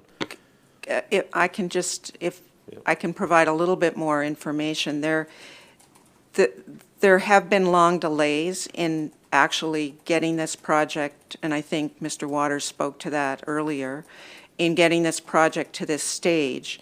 We're now going back to the public and asking for input on how the community space should be used, because of the long delay between when that feasibility study was done and the propositions that were in that. We're looking at farmers market and some other uses. Because of that long delay, now we're going back to the community to say, what should we do with that space that we're committed to taking? And part of it, there's 2 sessions. One will look at the people that are involved in farmers markets now to see, is there a value in us being involved in hosting another farmers market here? And then there's another session with a whole lot of community groups that might be looking for space. And so there's 2 consultations that'll go on that will really provide more information, first of all, to what space is available, because it's such a long time now, we need to really refocus and say, what does the community think that space should be used for in a way that reflects the time we're in now? I don't know if that helps in understanding, but you're right, there hasn't been a lot of communication because of these long delays, and now we're going back to say, okay, now we're closer, what can we do with the space? So in that new agreement or old agreement, the operating cost, is Modal responsible for just the operating cost of like our Modal's rented space, or, okay. Just with the LCLC, it's growing quite a bit due to electricity costs. Sorry, I've been scratching notes here all night. So the other, I guess I have 2 other things, and I brought it up with council before, and it was talked about tonight for the paved shoulders, and I'm going to bring it up again for council to maybe discuss having a paved shoulder between Victoria Ridge to town of Bridgewater. You know, there's just nothing in this upcoming budget, and there's no shoulder. There's mobility scooters, families, strollers, everything, and it's all out in the road. It's a mess. So I like the discussion that was talked about with the paved shoulder. That's something that maybe you guys can discuss. And on the Osprey Ridge promotion, did that promotion promote the potential commerce of UTV, ATV users, or off-highway vehicle users? And has staff or council talked about improving connectivity ways, maybe with the beautification plans of connecting the trails that are here into, you know, the gas station, Walmart, Canadian Tire, because right now you've got to travel illegally to get fuel. So, you know, everyone knows that, especially in New Brunswick, that's huge business when it comes to tourism. So I'd just like to put that on the radar of maybe being able to increase that. And We just respond to that because you raise a good point, and at supper tonight I talked with Tina Grace about the ATVs that spent the weekend at the Best Western across the way, and them traveling they came from down the shore and stayed here for the weekend and traveled on the trails that they could get to from the Best Western. So Tom can speak. Yeah, thank you, Mayor. So, so on that, we are looking to try to work with a third party to acquire land behind Canadian Tire to create an access off Cook's Lane, which would go in at the end of Canadian Tire, where there's almost like a road type thing going into the parking lots, to serve 2 purposes. One is we've been told by both Walmart and Canadian Tire that the large trucks have a hard time getting into their sites with the current road network. So trying to create that back access off Cook's Lane. And we'd also like to have ATV users be able to come down Cook's Lane, which isn't nearly as busy as Pine Grove, come in through the parking lot. We have to get the Canadian Tire to agree that they could go in through there. That would give them direct access to the fuel station, and then back out up Cook Lane, connect with the trail, and then proceed. And I think the last note that I have here is the provinces, then this deals with active transportation. But I'm guessing that it's the province's decision to turn the 332 into a Blue Route bicycle trail with no paved shoulders at all. And when the line spraying truck goes through, it actually sprays the gravel shoulder. So that's sort of off topic on this budget, but I will, I'd like. It's been yeah, I appreciate that. It's been raised by the cyclists, and I have experienced it myself in my bicycle. So it is an issue, but it wasn't us that made that. That's what I figured. Yep. Anyways, thank you. I think this is the first nighttime one in a long time, so thank you for holding it in the evening. Hopefully, more residents decide to come out on these events, which I think is every second week or something. Yeah, and we will be in April, starting at our one of our council meetings a month will be in the evening, and there are more council discussions around budget that will be in the evening. So next week it's capital budget. So thank you. Yep. Mr. Vino, either of the Mr. Vinos?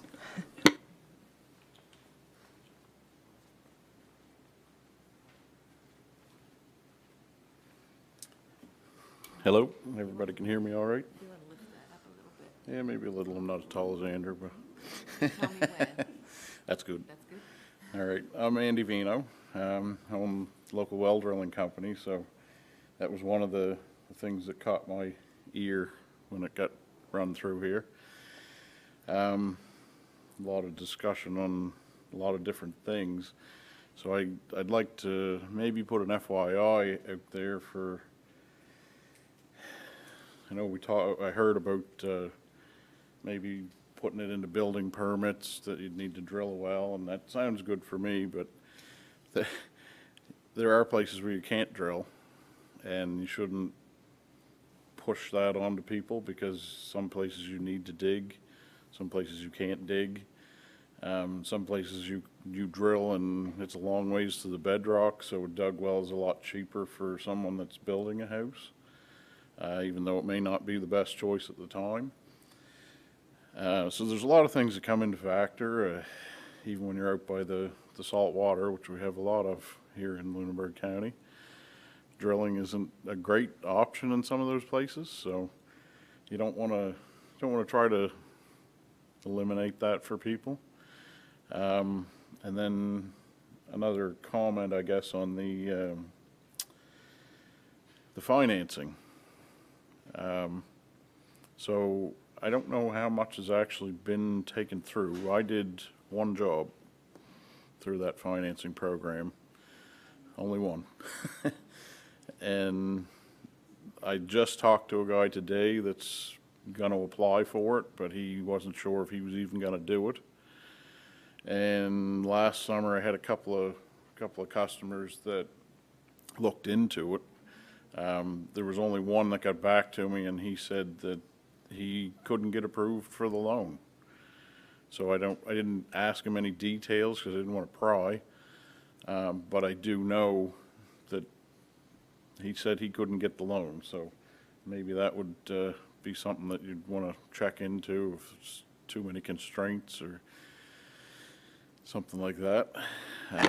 Yeah, I can't speak to that. I don't know that particular one, but I think we've only approved prior to this allocation we just made in January to cover the 31 that had shown. We had 31 on a list, and I think council had a discussion and recognized to have that many on the list at the end of this summer, like we were getting people on the list in November. I probably don't need to tell you this because you've been drilling wells, but we felt we needed to respond. So we don't, and I think in the earlier discussion there was, we're not sure how many of those people actually still need to have a well drilled. Some may have already taken action to do that. And I know we've had staff that have actually, because I directed a couple of people to to get help in terms of filling out the application. It's quite a simple process, and maybe, Ms. Wenzel, you want to speak to it, but Yes, certainly yeah. through the mayor, I could say that, the only thing from our program that would disqualify you from getting the loan is if you don't have your property taxes paid. You have to have your property taxes in current, that you can't have arrears. So there's say, I nothing else, and just so you know, Yeah. that's the only caveat we have in our I program. didn't pry, but I think he did say that, he told me that, and I think he did say that he paid his taxes, so I don't know.